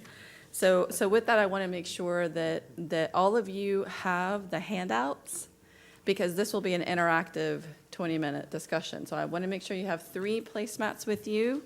One is the July 2018 integrated delivery schedule as a look back. One is the SFER placemat, program placemat. That's the second one. And the third one is the working version of the 2019 IDS. So if everyone has those, we will be ready to get started. This is our agenda. We will go through the IDS purpose and a little bit of background, only because there are some new members today, and also because it helps to get us all in the right frame of mind. The IDS is a pretty technical document. There's a lot on every single little square inch we could fit, and I want to make sure we're all together. The integrated delivery schedule really has its roots in the Yellow Book. When the comprehensive Everglades restoration plan was approved in 1999, within that Yellow Book document, there was an implementation schedule. There were a series of Gantt charts, and if you see our notes there, it was 30 to 40 years at that time. And so although it is going to take us a little longer to do that, I want to make sure that y'all remember that when you look at the IDS, we do have a nod to the Yellow Book components in there. And subsequent to the Yellow Book, there was a requirement to do a master implementation sequencing plan. So what that means is we look at all the 68 components, we figure out how they fit together, we figure out when one should go before another, how long do they take, how much do they cost, and we put them together. But we knew that SERP needs foundation projects. It is not going to meet its goals without standing on the shoulders of the projects that we discussed this morning already, as well as some other very important state initiatives like restoration strategies. And so that is why we have an integrated delivery schedule. That's what you're looking at. And so real quick, I just want to make a nod. That picture was taken by our new Lieutenant Colonel Todd Polk at Everglades National Park when he was visiting. And I believe Pedro was there that day and Bob was there that day, if I'm correct. So just so you know, that picture was recently taken. So what is the integrated delivery schedule? Other than the nod to the Yellow Book and where it has its roots, I want to make sure that all of you aren't thinking of it the way that I used to think of it, which is the end-all and be-all of everything related to the restoration program. It just can't fit on two pages of 11 by 17, even though we try. It is a looking forward document. It is what is coming next as we all come together to identify our priorities, and we are going to execute. So to Bob's point earlier, bring it on, this is us bringing it, right? This is our plan. But it is a working version because there are so many of us with investments and building on that important momentum that I want to make sure that's why we have the SFER program overview placemat as a companion document. There's more to the program that is what is on the IDS. When we complete something, it comes off the IDS. I'm going to show you one example of that between the 18 and 19 versions. So looking forward, what are we going to execute? What are we going to design? What are we going to plan? What are we going to build? So just make sure that that's kind of, as you're looking at the documents, that's what you should be thinking about. Any questions so far? Okay, so let's pull out the 2018. So it's the one that has that black boundary all the way around it. The 19 one doesn't. To start, want to make sure I orient you on the placemat. And if you pick the side that has the actual Gantt chart, it is all color coded. And so the colors are going to transfer from last year's to this year. So the blue bar that you see are our foundation projects, our non-CERT projects. And I want to just show you that if you pick on the top line fiscal year 2020, as we saw it at that time, there was still, so if you look in the blue section, Tamiami Trail Next Steps Phase 1 was still on the IDS. You won't see that on the 19 IDS because we're done. So that was the topic of discussion, and that's what Bob's is so excited about. Yay!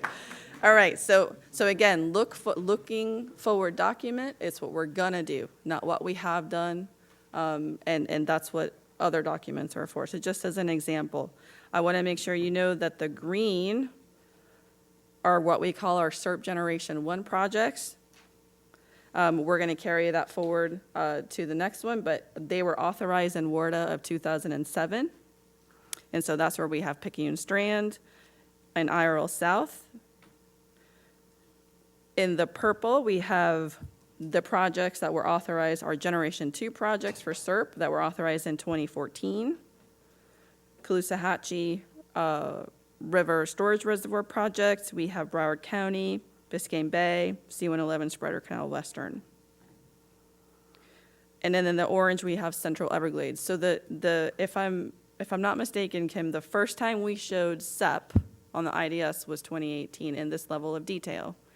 So the 19 is a big difference because we show all of SEP in the 19 version that you have. So that's one of the largest differences between the one that we shared with you last year and this year. Want to make sure you just kind of get oriented. All right. That's all I'm going to talk about for 18, if I can. 19, fiscal year 19 was a very busy year for all of us. And we have talked about a lot of these already. This is just a snapshot of what occurred in fiscal year 19. And I want to make sure that I highlight that our scientists published the system status report. That was an important document that is a continuing dialogue, and it looked at 5 years of data. And so if you have not taken a look at it, please do so. It is an excellent report. It has a lot of detail in it, and I'm going to show you the website to access it in just a moment. But I wanted to make sure that I highlighted that occurring in fiscal year 19.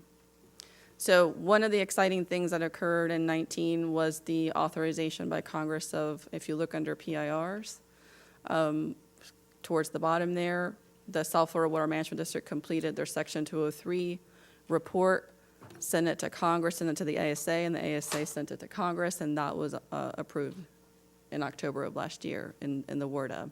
So that was one of the big, exciting moments of fiscal year 19. The construction of the S333 North was another one, and then all the ongoing construction that we have. C111 South Dade is one that I'd like to highlight because we reached a very important milestone in C111 South Dade, the federal project, in fiscal year 19. And what I'm highlighting between Mod Waters, between the work that Bob talked about, between C111 South Dade, that is all the momentum that we are building on to be able to execute Central Everglades Planning Project. But it is on the shoulders of the foundation projects. It is on the shoulders of restoration strategies.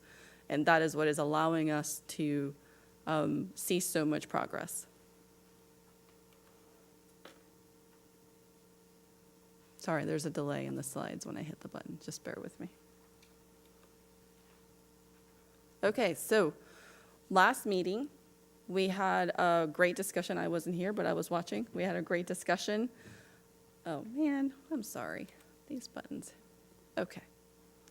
We had a great discussion about the integrated delivery schedule, and including in that meeting, our science coordination group members requested to have input into how the working versions and how the integrated delivery schedule gets updated.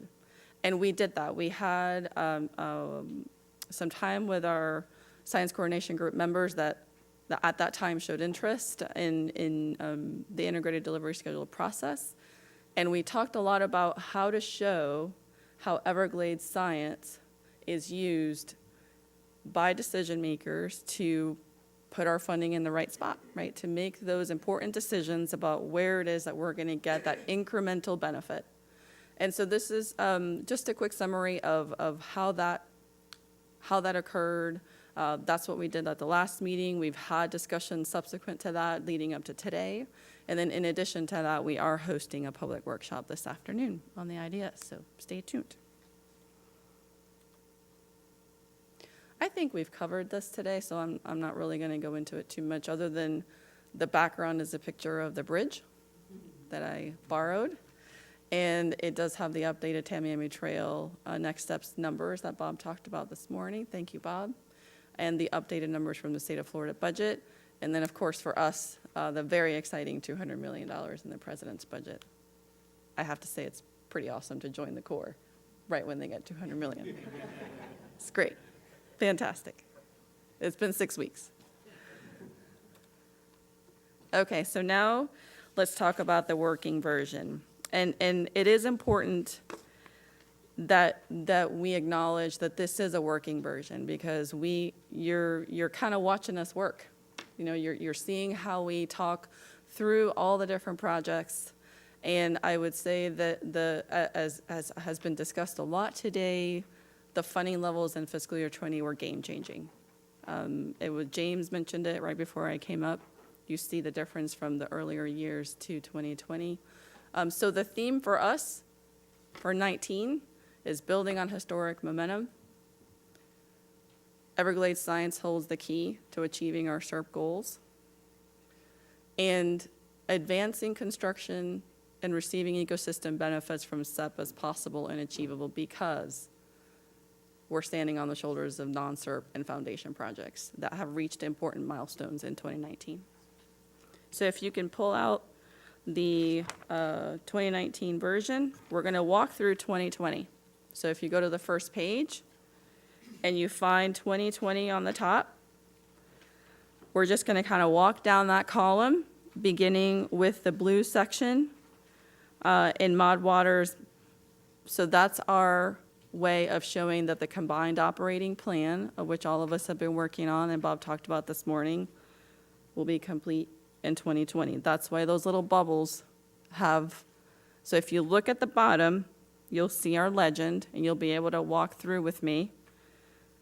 If it's black, it's a federal lead. If it's blue, it's the non-federal lead. And the little symbols are important because they tell you whether we're in operations, whether we're in design, or whether we're in construction. So at the very top, you notice that we have $456 million pending for fiscal year '20. As we walk down, we have Herbert Hoover Dike still under construction, Restoration Strategies under construction, Tamiami Trail Next Steps is completing its design, as Bob mentioned this morning. Kissimmee River Restoration is under construction, C-111 South Dade operations, and then we have the South Dade, C-111 South Dade Packer, which Howie just mentioned as our design work for replacing those 2 pump stations. Any questions so far? We're all together? Good. So green, you can, we added a few things this year for ease of reference, and so if you look to the left, you see that bar with where the text is rotated. You can find the WRDA authorization for those.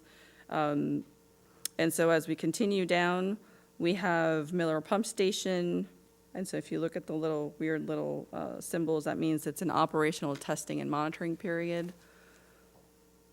That's before we do the final operations, like it gets turned over. There's a period where we transition after we built it, where we learn lessons and we all work together.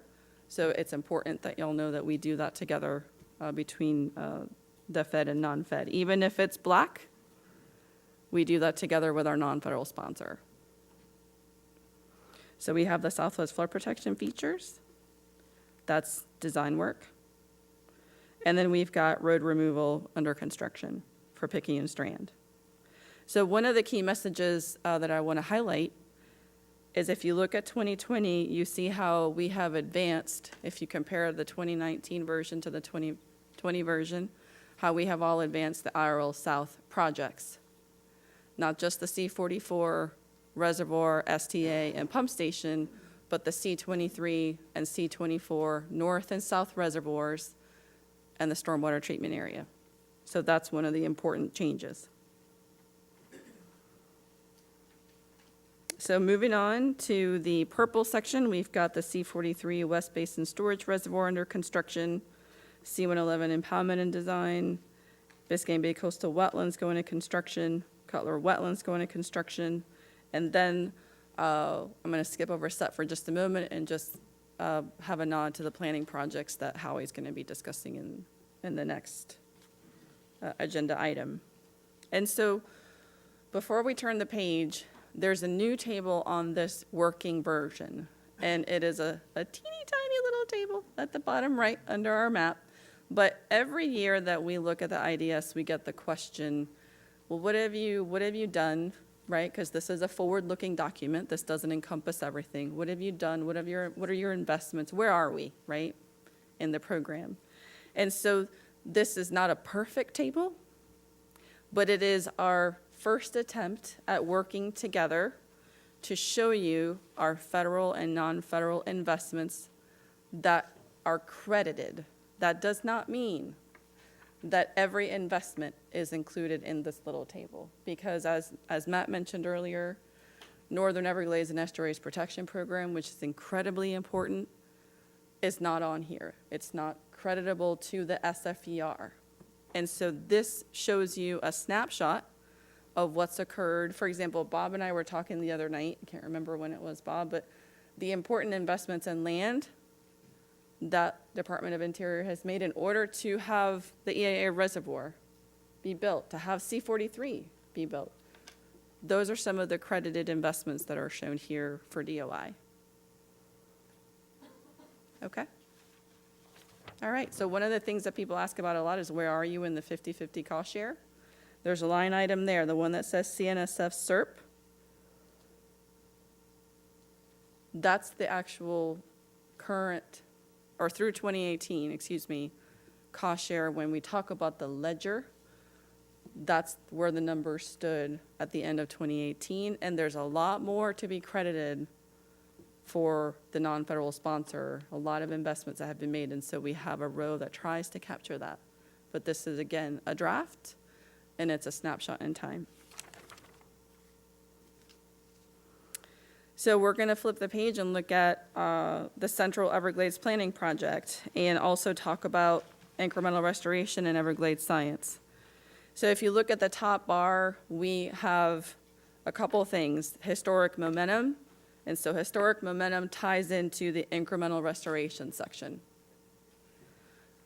We worked to develop a few statistics so that you get a sense of how much water is moving to the right places in the southern part of the system. This was the topic of discussion. Those two paragraphs that you see at the bottom of the page was a topic of discussion when we met with the science coordination group members subsequent to the summer meeting. You know, how do you capture something so large in such a small amount of real estate on a piece of paper? So this is our first try at that. If you have other thoughts or really cool graphics or anything else that you want to see, I'm all ears. But this is kind of our working draft of that. So again, Everglades Science, that's the link that I promised I'd show you to the system status report and the Everglades report card. And then we've got some important benefits here that I want to make sure we highlight. For example, moving water from the western side to the eastern side of Everglades National Park, that's captured in here. And so the very large orange part, which is Central Everglades Planning Project, it is the first time that we show you how all those projects fit together between SEP North, SEP South, and SEP New Water. And so I want to point to you that at the beginning of each of those SEP South or SEP North or SEP New Water sections, it kind of tells you a little bit in plain language why or what it means or what it's going to do. So SEP South, additional outlet structures needed to move more water south. And so as you look at each of those different components, you can see within SEP South that we are sharing the work with the South Florida Water Management District, the blue again, Old Tamiami Trail, S333N. And then what's in black we have as the core completing. And so again, for 2020, one of the key messages, as you look down, the Water Management District is under construction, and for the two structures, now I'm going to, if you look at structure S631 and S633, so if you look down in 2020, you see that the core will be under design with a fourth quarter award. That's part of the president's budget that ties into what Howie just mentioned, that $70 million. A piece of that is there to go to a fourth quarter award for two structures that are shown on the inset map on the left. If you look towards the bottom, and I apologize that it's small, but if you look towards the bottom, you'll see that you have S630. If I orient you on the green bar, that is the L67A.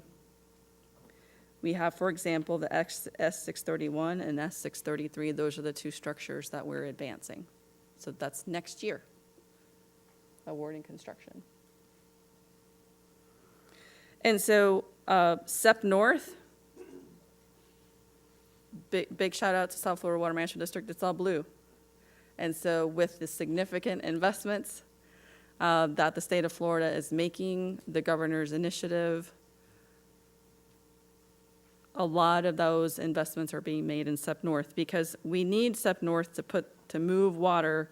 When we're bringing new water into the southern part of the system, you have improvements that we have to make in order to put it in the right place in Water Conservation Area 3A. So that's why SEP North is so important. So SEP New Water is a combination of both agencies. And so we have the South Florida Water Management District advancing the A2 stormwater treatment area. That's part of the EAA reservoir project that went to Congress last year. And then you have the Corps putting the EAA reservoir into its design process in fiscal year 20. And so I will point to you that this shows you the implementation schedule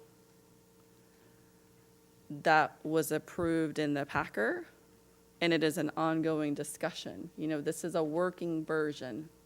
This is all of us leaning forward with the EAA reservoir, with SEP North, with SEP South, all of us working together to put all those pieces together, but knowing that incremental restoration still has to be the fundamental principle of the day. And so without SEP North and without SEP South, SEP New Water doesn't work so well.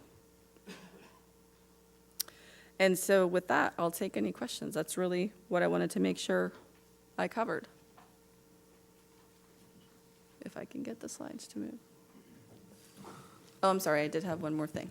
Wanted to make sure you knew that this is our going from working version to final is what we propose to do in October at the task force meeting in DC on October 29th. And with that, I'll take any questions.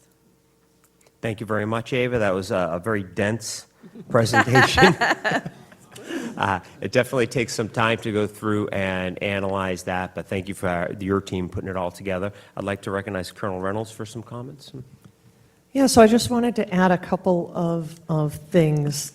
So the first thing you'll notice on the back side where it has the big orange block that outlines SEP, you'll see in one of the blocks under the S631 and S633 structure, we did show a transition of a line on that square where it goes from design to construction, showing that we're moving from design into construction in that year. In all of the other projects, there may be places, like on the front of the placemat, where that actually may occur, but that's a really hard thing to do in the program that we use to make this document. And so because there's so much visibility on those structures in particular, we forced our folks to do that. We did not do that in other areas. So there may be other places across the integrated delivery schedule where that actually happens and that everything doesn't transition at a fiscal year break. So I just wanted to make that clear that there may be other places where we can actually start construction a little bit earlier or a couple months later into the next fiscal year that isn't totally represented just because of the technical limitations of the document, but that's where, as we talk about projects specifically, we can get into more specific details about those types of things.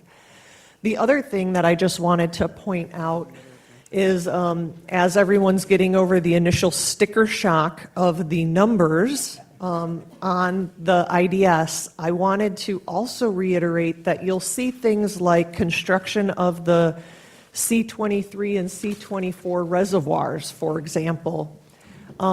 Those numbers are not included in the IDS. Is that accurate? No, they're in there, ma'am. They are in there? Yep. Okay, so the bottom line numbers at the top, and I'm looking at the front page of the IDS that has the blue, green, and purple on it. When we look at some of the out years, those numbers would not include projects that are not authorized yet, for example. So, for example, the Loxahatchee River Watershed Restoration Project and the Lake Okeechobee Watershed Restoration Project that have not been authorized by WRDA. Any construction that we may undertake in those out years, that would not be included in the bottom line numbers. Is that correct? Yes, ma'am. And I realized that as I looked out at our Biscayne Bay Coastal Wetlands friends, I did not highlight the BBCW Phase 2 or the second PIR. That is also one of the key messages. So thank you for bringing that up, because the funding for doing planning is in the number, but not any of the implementation yet. Okay, so I just wanted to help clarify, because I know that there will be some questions about that and potentially some discussion items about what funding is included and what funding isn't included. And so Ava can aptly answer any of those additional ones, but I wanted to highlight those kind of differences as you're looking at what does this include and what does this not include.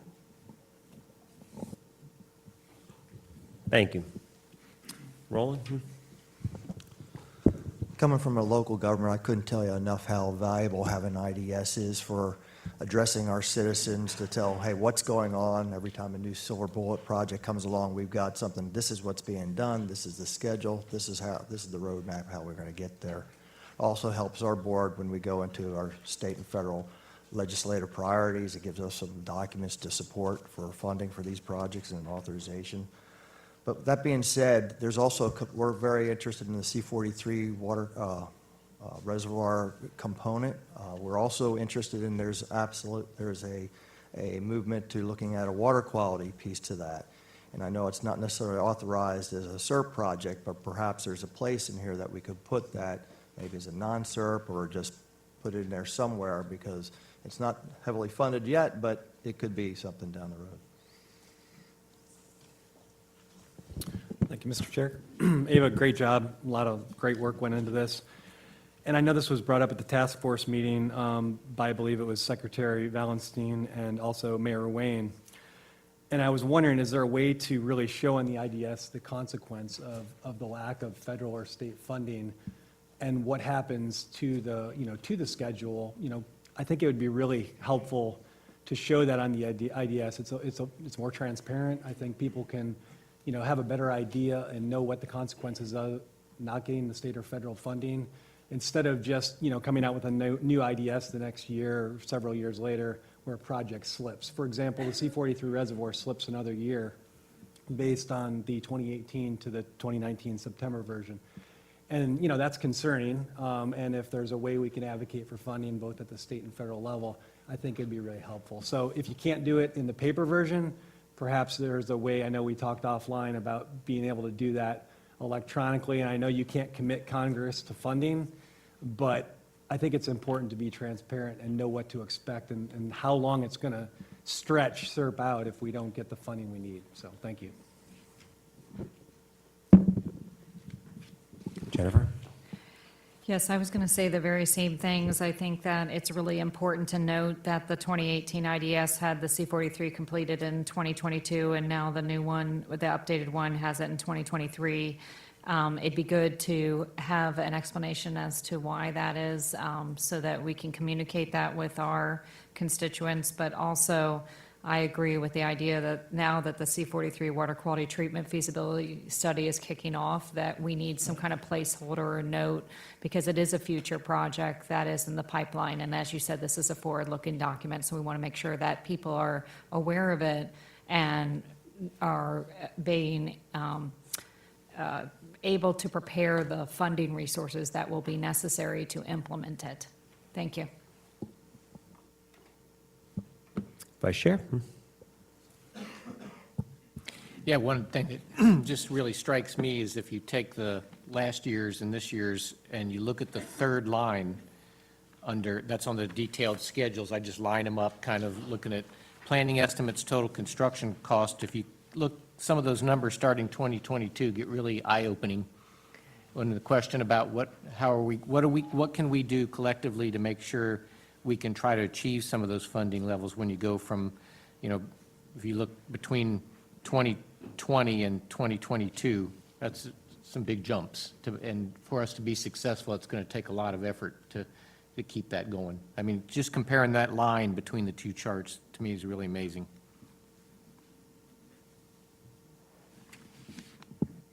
Thank you, Nick. Dave? It's kind of similar, thinking about putting this in perspective and how, I don't know how many versions of the IDS we've seen. And this is it's great to see the update. It's great to see detail on SEP in particular. What I want to keep in mind is, these are our engineering and fiscal projections. And I'd like to reintroduce a comment Bob made earlier about addressing our constraints, because the flow of work, the progress, is going to depend on our ability to overcome some key constraints. And I think that's where the Science Coordination Group in particular needs to be more focused on identifying those constraints and really on trying to overcome them. And water quality constraints with harmful algal blooms is a lot of attention. And I have a lot of awareness of Florida Bay and Florida Keys area, but the whole West Coast has issues. So the restoration strategies, effectiveness, EA reservoir treatment associated with it, its effectiveness, that's really key. The seepage management, we're working on COP. That's been a positive struggle. I'll put it that way. I think we have a positive outcome, but it's not an easy course. And a lot of us, it's really an adaptive management approach that is needed to address those uncertainties. So that's, there are more constraints, but I think we have to keep that in mind as we think about basically what our realistic expected progress can be, to really try to attack those constraints in an effective manner, so and in real time with the engineering development. So that's just kind of not trying to be negative, but trying to be realistic. Thank you, Dave. And with that, what I'd like to do is make sure we invite all of our working group and science coordination group members here at the table to join in at the public workshop that'll be happening in the room today at 1. We'll move on to agenda item 7 here, consultation on the project implementation reports for Lake Okeechobee Watershed Restoration Project, the Loxahatchee River Watershed Restoration Project, and the Loxahatchee River Watershed Restoration Project. This is a consultation. These will move on forward to the South Florida Ecosystem Restoration Task Force at the October meeting. Howie? Great, thank you. Howie Gonzalez again, and I'll jump right into these. In the June meeting, I presented Loxahatchee, but just wanted to make sure it was revisited today to be fresh in everyone's mind as we head towards that end of October task force meeting. But I'll get to Loxahatchee in a moment. I'll start with the Lake Okeechobee Watershed Restoration Project implementation report, a study that we started back in the summer of 2016. The purpose of this presentation is to get everyone up to speed on where we are with the Lake Okeechobee Watershed Project and how we're progressing towards study completion. Just an overview for the Lake Okeechobee Watershed Restoration Project. We're looking at the area north of Lake Okeechobee, looking at that loss of natural floodplain storage resulted in inflows into Lake Okeechobee that are 6 times greater than what can be released from the lake, and the challenges that provides us. Looking at also projects like Kissimmee River Restoration and how components of the Lake Okeechobee Watershed Restoration Project will work in concert with that to, again, help change that timing of inflows to Lake Okeechobee, aiding in operational flexibility in the system. For the project area problems and objectives, we're looking at a big project area. It's approximately 920,000 acres. We say the size of Rhode Island, so a significant sized watershed that we looked at or looking at during this project implementation report. Looking at storage north of Lake Okeechobee is a critical component of SERP, again, to support the health and operations of Lake Okeechobee as well as the northern estuaries. It was envisioned that SERP storage features in the Lake Okeechobee Watershed Restoration Project would be in connection to or connected to Lake Okeechobee and working with projects like Kissimmee River Restoration. Again, Kissimmee River as a foundation project, looking to build upon that foundation to support restoration north of Lake Okeechobee. The study area includes 4 major drainage basins that you see identified in color there. So again, looking at the different modeling and technical analyses was a bit challenging on this study, but we feel our tentatively selected plan made best use of the tools available and helped identify a plan that we're moving forward with. And so through the planning process, the tentatively selected plan is alternative 1BWR. Again, through multiple iterations and formulation, going back to the drawing board in a couple of instances, helped us land on this particular project. So, after consideration of siting and analysis of project costs and benefits, we identified this tentatively selected plan in May of 2018. The tentatively selected plan includes the K05 wetland attenuation feature. It's in dark blue, which provides approximately 46,000 acre-feet of above-ground storage.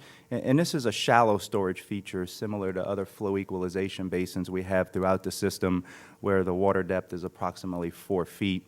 It also includes 80 aquifer storage and recovery wells, 25 of which are co-located with the wetland attenuation feature. Those are the yellow circles you see. And then, ultimately 55 are located within the watershed along tributaries that drain to the lake. The TSP includes about 5,000 acres of wetland restoration in a Paradise Run and Kissimmee River Center. And ultimately, we're looking at a plan that's approaching $2 billion. For the tentatively selected plan, we had benefits, we feel, throughout the northern part of that system, including the northern estuaries, Lake Okeechobee, the direct wetland generation benefits, water supply benefits, and not listed there, but acknowledging that there will definitely be recreation and ancillary water quality benefits. As we move through the study process, we have multiple opportunities to engage the project, both at the project delivery team level and through formal public review and comment periods. We did get comments and letters of support for the draft report from the group you see in the box there. And the bottom portion of the slide shows a summary of agency, tribal, and public comments, both in instances support of the storage, support of the aquifer storage and recovery, and as is the case with some of our studies, we have those who are actually in objection to some of those particular elements. Ultimately, all feedback has been taken into consideration when formulating and selecting the tentatively selected plan. So where we stand in our schedule at this point is we just completed a second public review period. We're consolidating all of that feedback and comments, and will continue to update and modify the project implementation report as we work to build what we call a final draft that will work review process internally to the Corps of Engineers beginning in December. We have a final significant milestone touch point. You see there coming up the senior leader panel. That's item number 4 on the chart as you progress across that smart planning process. That's scheduled for early February. And as we maintain our schedule, we'll have a final state and agency review in February with the chief's report in May. So again, a big push to complete this effort in time to have it available for consideration for a Water Resources Development Act of 2020 as we're anticipating. So pending any questions, that concludes my consultation briefing on the Lake Okeechobee Watershed Restoration Project. Howie, I have a question. Could you give me a little information about that senior leaders panel? Is that a core process internally? It is.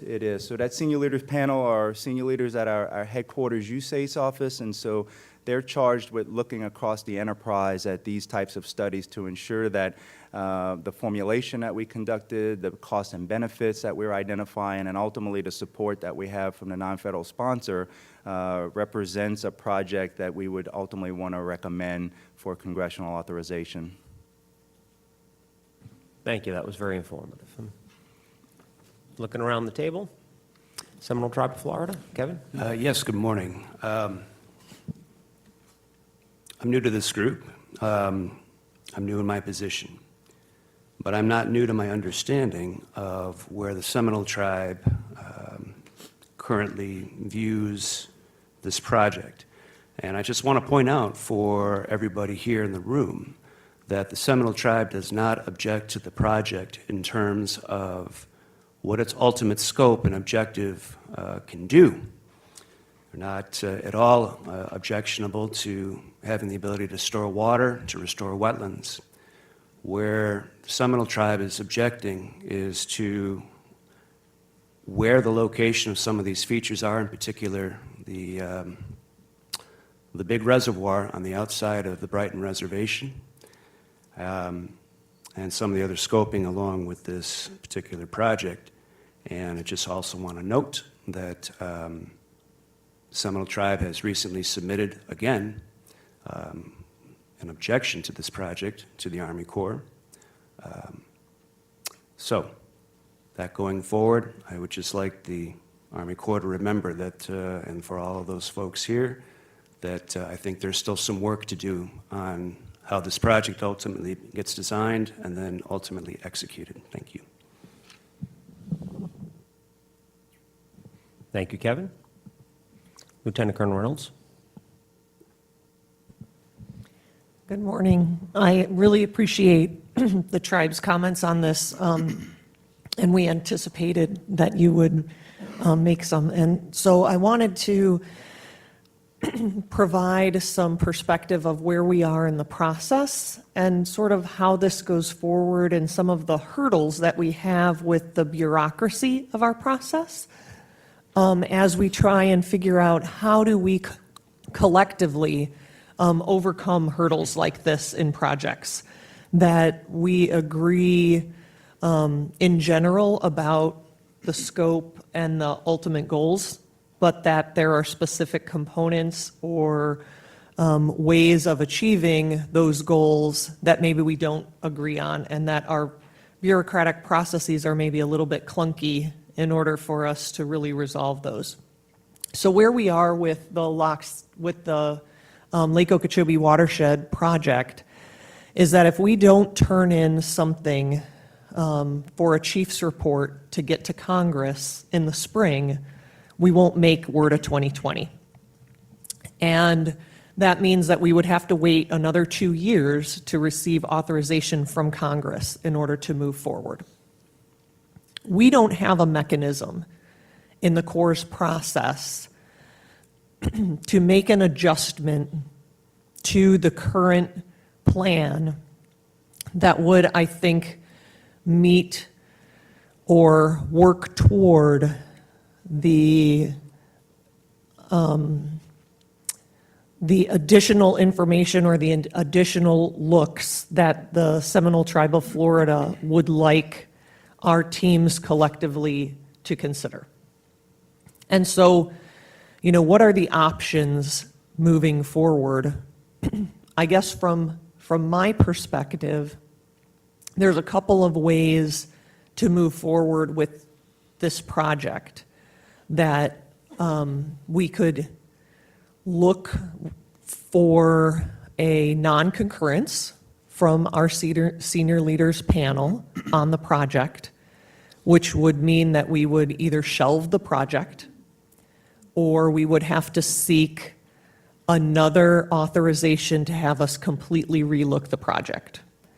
And something like that has happened with the Lake Okeechobee Watershed project in the past, and it's also happened with the Loxahatchee project in the past. And we know that both of those projects have been delayed more than a decade because of that, because we got to a place in both of these projects previously where we had components of the project where people generally agree, the wetland restoration component, for example. And then we got to a place where there were components of the project, like the storage reservoir, where we didn't agree. And we couldn't move past that with the process. So I think that that's an option, and that's one way that we could see this project moving forward. Another option is that we we look at sort of some way of reformulating the project. We don't currently have authorization or funding to do that. I'm not sure, and it's a little unclear what that process would look like, whether we would need some kind of approval from Congress in order to do that. And the mechanism for the Corps to seek that would generally not be supported by our agency, because Congress has told us not to do that, to do a more simplified planning project and then come back to them with either a yes or a no that this project is feasible. So that's where we're at the point where we're saying, yes, the project is feasible, but not everybody is completely satisfied with all the components. Okay, so that's kind of that second off-ramp. The third would be something that the Corps doesn't have a process to do, which would be potentially for Congress to include in their WRDA language additional language that would address the issues that we're seeing with specific components of projects like the Lake Okeechobee Watershed Project and also with the Loxahatchee Project. We've seen that happen in the past with other projects. We haven't really seen that happen recently with SERP projects. And so it's something that is a possibility, but what that would look like is a little unclear. So it's hard for me to describe what that would look like. But that's a third option, is that stakeholders like the Seminole Tribe that have specific components that are concerning could potentially advocate for language that would help Congress clarify their intent of authorizing a project, maybe with considerations for other aspects or specific components of the project that need further study, that they could then give us authorization potentially to do that further study for that specific component, or to require us to come back to them with additional information or clarification on a component of a project before they would fully fund that aspect of the project. And that would allow us to move forward with the components that we agree on while continuing to work on the other projects. So those are just some options that we see, and I know the process is really clunky, but I wanted to try and describe that a little bit for the group as we move forward, because I think it's relevant for both the LACO project as well as the Loxahatchee project. Thank you. Thank you, Colonel Reynolds.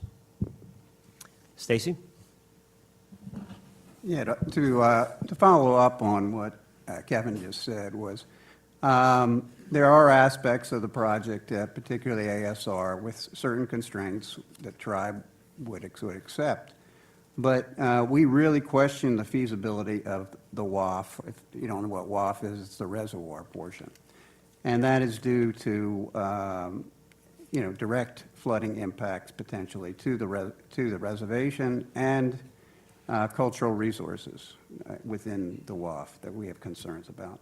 So we really question the feasibility, period, of that WAF. The ASR, with certain constraints, we feel that that could potentially move on. And we've expressed that to the district and the governing board, and to some degree, they've agreed with us in that position. So just wanted to make that last statement. Thank you.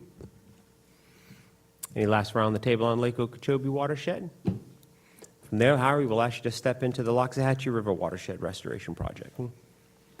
Will do. Okay, so for Loxahatchee, another project that we started back in January of 2016, we're looking at ultimately a completion date here in early 2020, and getting to the details a little bit of the Loxahatchee project.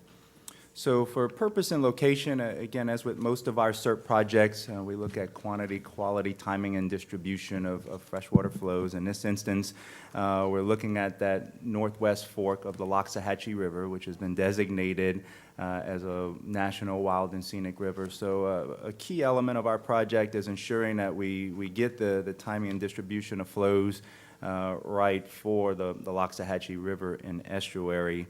Another big project area, in this case, about 480,000 acres, about 750 square miles, multiple listed species that we're working restoration projects to help ultimately support, and a significant opportunity to reconnect and restore natural areas and the Loxahatchee River.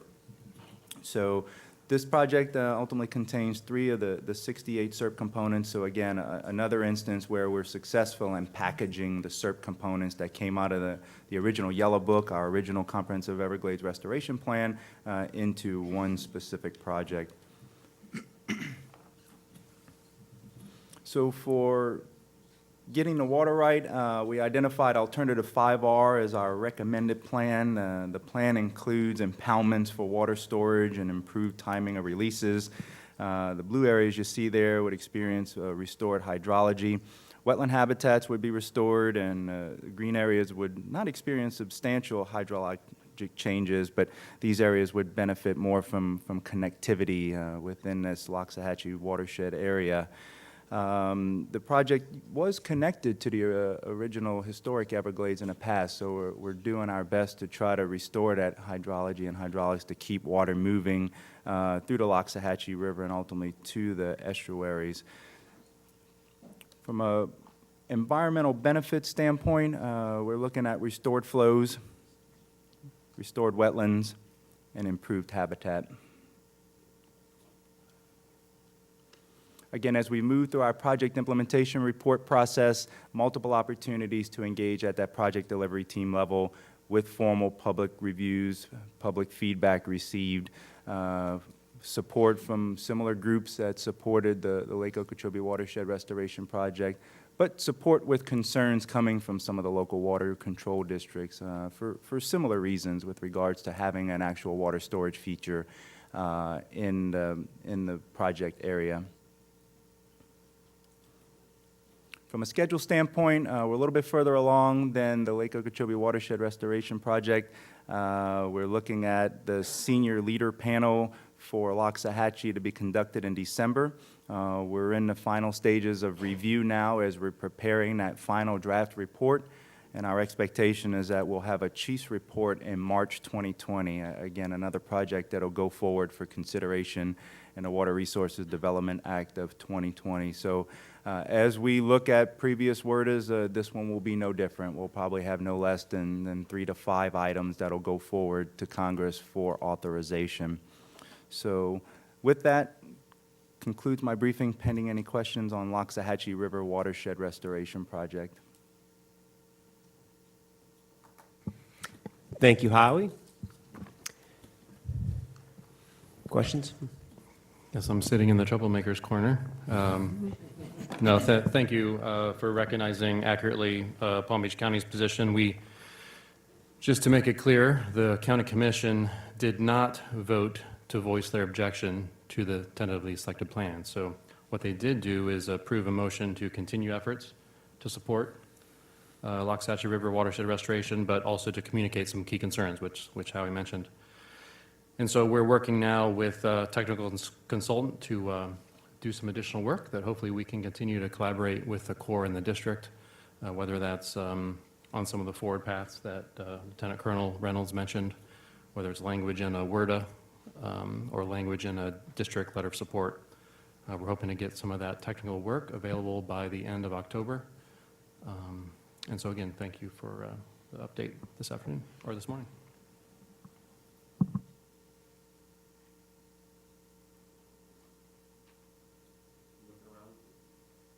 Looking around the table, last call on the Loxahatchee project. Howie, thank you very much. I believe both these projects will be moving on to the task force as part of the consultation process. From here, I'd like to look around the table for a motion for our minutes, to approve our minutes from the last meeting. Approve? We have a motion, we have a second on that? A second? All opposed to approve the minutes? All in favor of approving the minutes? Mhm. Aye. All opposed? Okay. We'd like to move into our public comment period, and we do have several cards here. Adam? Thank you. Been a great meeting. A lot of heavy information here and so forth. Moving on, because we are on a schedule here. First off, first in the queue up to bat is Irela Begay, representing the Greater Miami Chamber of Commerce. And please keep your comments. We're trying to be out of here at a certain set time, but we do. Yeah. Oh, sorry. Do we? Up here? Sure. Yeah. Okay. Thanks. Thank you, everyone, and you can hear me, you probably can't see me, but that's okay. I'm also a member of the Biscayne Bay Regional Restoration Coordinating Team representing the Greater Miami Chamber of Commerce, and a former governing board member of the South Florida Water Management District who voted to enter into a memorandum of agreement in 2004 with the federal government to accelerate the restoration and early design and construction of a group of Everglades restoration projects identified by the U.S. Congress as priorities, one of which was Biscayne Bay Coastal Wetlands Project in Miami-Dade County. Since then, I, along with many stakeholders, have continued advocating and urging for the completion of Phase 1 and the commencement of Phase 2 planning. And I'd like to thank the Army Corps of Engineers, particularly a shout out to Howie, and the South Florida Water Management District, a shout out to Eva when you were here at the district, and now you're at the Corps, wherever you are, and also Matt Morrison for agreeing and hearing us to engage in the development of the PMP and scope of study for Phase 2. As you know, Biscayne Bay is an essential part of Miami-Dade's economy. Our prosperity comes from real estate, trade, tourism, fishing, all of which depend on a healthy bay ecosystem. In recent years, Biscayne Bay has been experiencing hypersalinity, seagrass die-off, coral reef disease, periods of alga blooms, red tide, and recurring sewage spills from our aging water infrastructure. Recent reports from NOAA and the convening of a grand jury by the Miami-Dade's state attorney concluded that Biscayne Bay is in critical ecological decline, and its health may be irreversible if action is not taken quickly.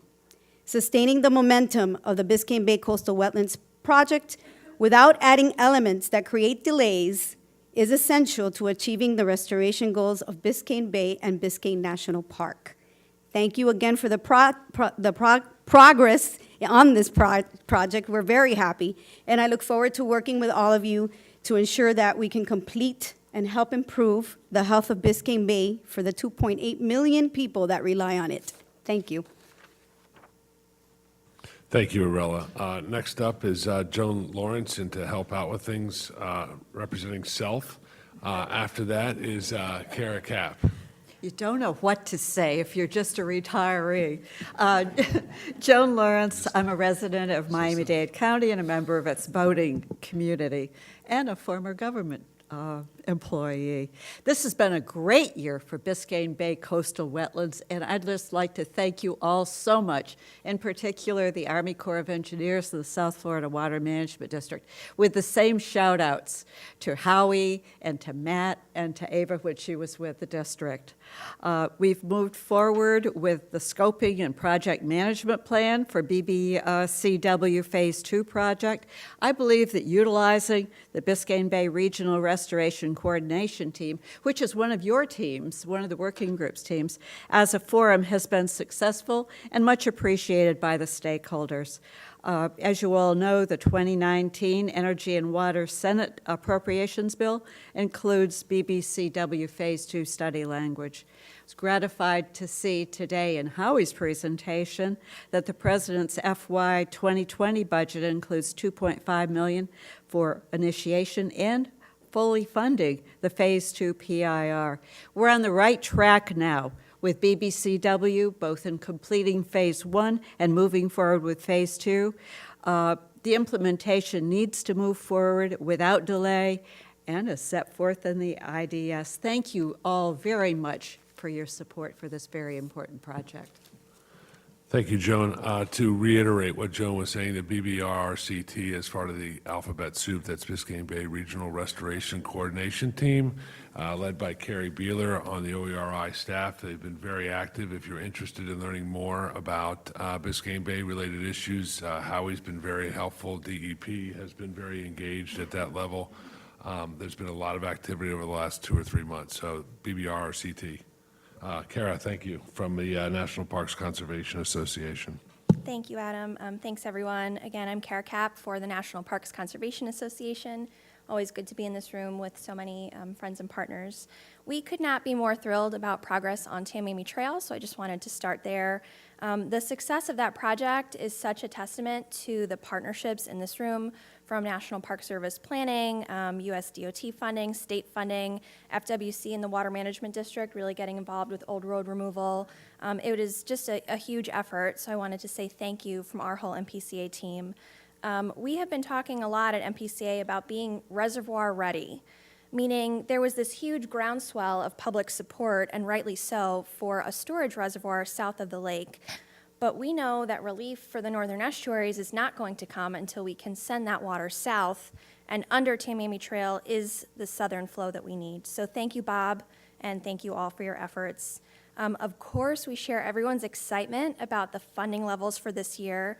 MPCA and many of our partner organizations that you regularly see at these type of meetings, we have long advocated for full SERP funding at the state and federal level. That's the role that the NGOs play, right? We go and meet with the appropriators, and we help make a compelling case to invest in the Everglades. And the message now to our leaders is thank you and keep going. We can't have one good year of funding for the Everglades. We see how much progress is made on the IDS with one inflow of $200 million. Imagine what we could do every year. And so, excuse me, our priority for using this funding is when we're updating the IDS, and I know we're going to talk about it more this afternoon, is to finish projects to show progress and show what this level of investment buys so that the people who make these decisions want to continue to invest in our Everglades. Again, I know we're going to get into the details of the IDS workshop later, which I really look forward to because Eva did a great job going through those documents, but they're detailed and it's a lot to take in. From our team's first look, it seemed as if there were a number of projects that with this inflow of money would be complete in terms of federal construction funding. Not that the projects are all done, but that the need for significant investment would largely be over. And of course, those include Kissimmee River, BBCW Phase 1, C-111 South Dade, C-44. And so again, not that these projects are done, but those projects represent a huge amount of that $200 million, almost half. And so to think that we are going to finish up most of the construction and then free up those dollars to focus on other projects moving forward is huge. Other projects like SEP South and like the reservoir, which are going to be critical moving forward and are going to be quite frankly very expensive. So we are finishing projects, we're freeing up those funds, and then we're going to be able to accelerate other projects more quickly. I think the takeaway message is look at what full funding gets us. Imagine if we did this every year. Again, I want to say thank you to everyone around the table and remind you that MPCA continues to be on your team, and we're going to be here working for progress and for more funding. Thank you. Thank you very much, Kara. Next, Doug Gaston from Florida Audubon, and after that would be Lisa Interlandi with Everglades Law Center. Thank you, Doug.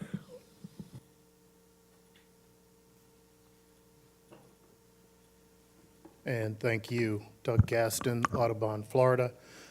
First of all, I wanted to thank the task force for this opportunity to speak. And I also wanted to welcome Lieutenant Colonel Polk to the party. Welcome aboard. I wanted to also thank Lieutenant Colonel Reynolds for her service, but I see she's left the room, but that'll be on the record. I would reiterate the things that Kara just talked about. Everglades restoration has been a long and winding road, but it does feel like we're at a moment in time where we'll be able to push a number of important projects over the finish line and begin to see the ecological benefits that these projects were designed to deliver. Some of the presentations we've seen, which were really excellent, show how close we are to some of these projects being completed and what we can expect once they are. So we encourage you to identify efficiencies to keep shaving time off of critical projects like the EAA reservoir. Every project that gets completed with the current funds frees up funding to accelerate projects being planned now. So we would encourage you to keep doing that so we can try to find more ways to push water south. We expect that the next round of funding will allow the Corps and the district to shift these projects even further to left on the IDS. As Lieutenant Colonel Reynolds said earlier, we are really excited about the funding commitments of both the federal and the state level. And so we hope that that will continue so we can keep pushing these critical projects forward. But that has to happen on an annual basis. So we're hopeful that that happens. So now's the time to double down, keep pushing forward, capitalize on the progress and the momentum that's being made, and try to keep pushing these projects forward so we can see the benefits. Thank you. Thank you very much, Doug. Ms. Interlandi, Everglades Law Center.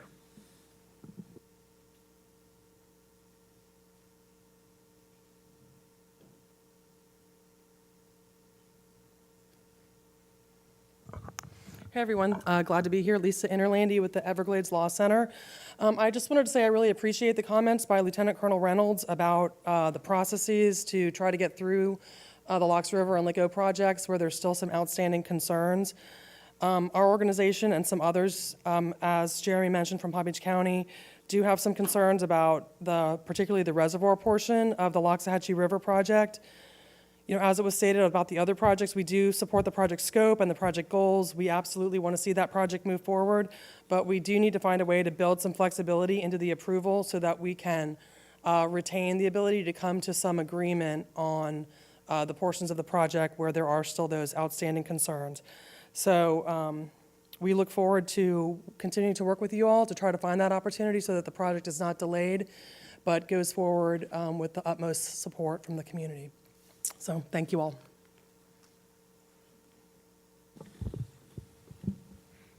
Thank you very much. Thanks to all the public that's participating, watching from afar, and commenting today.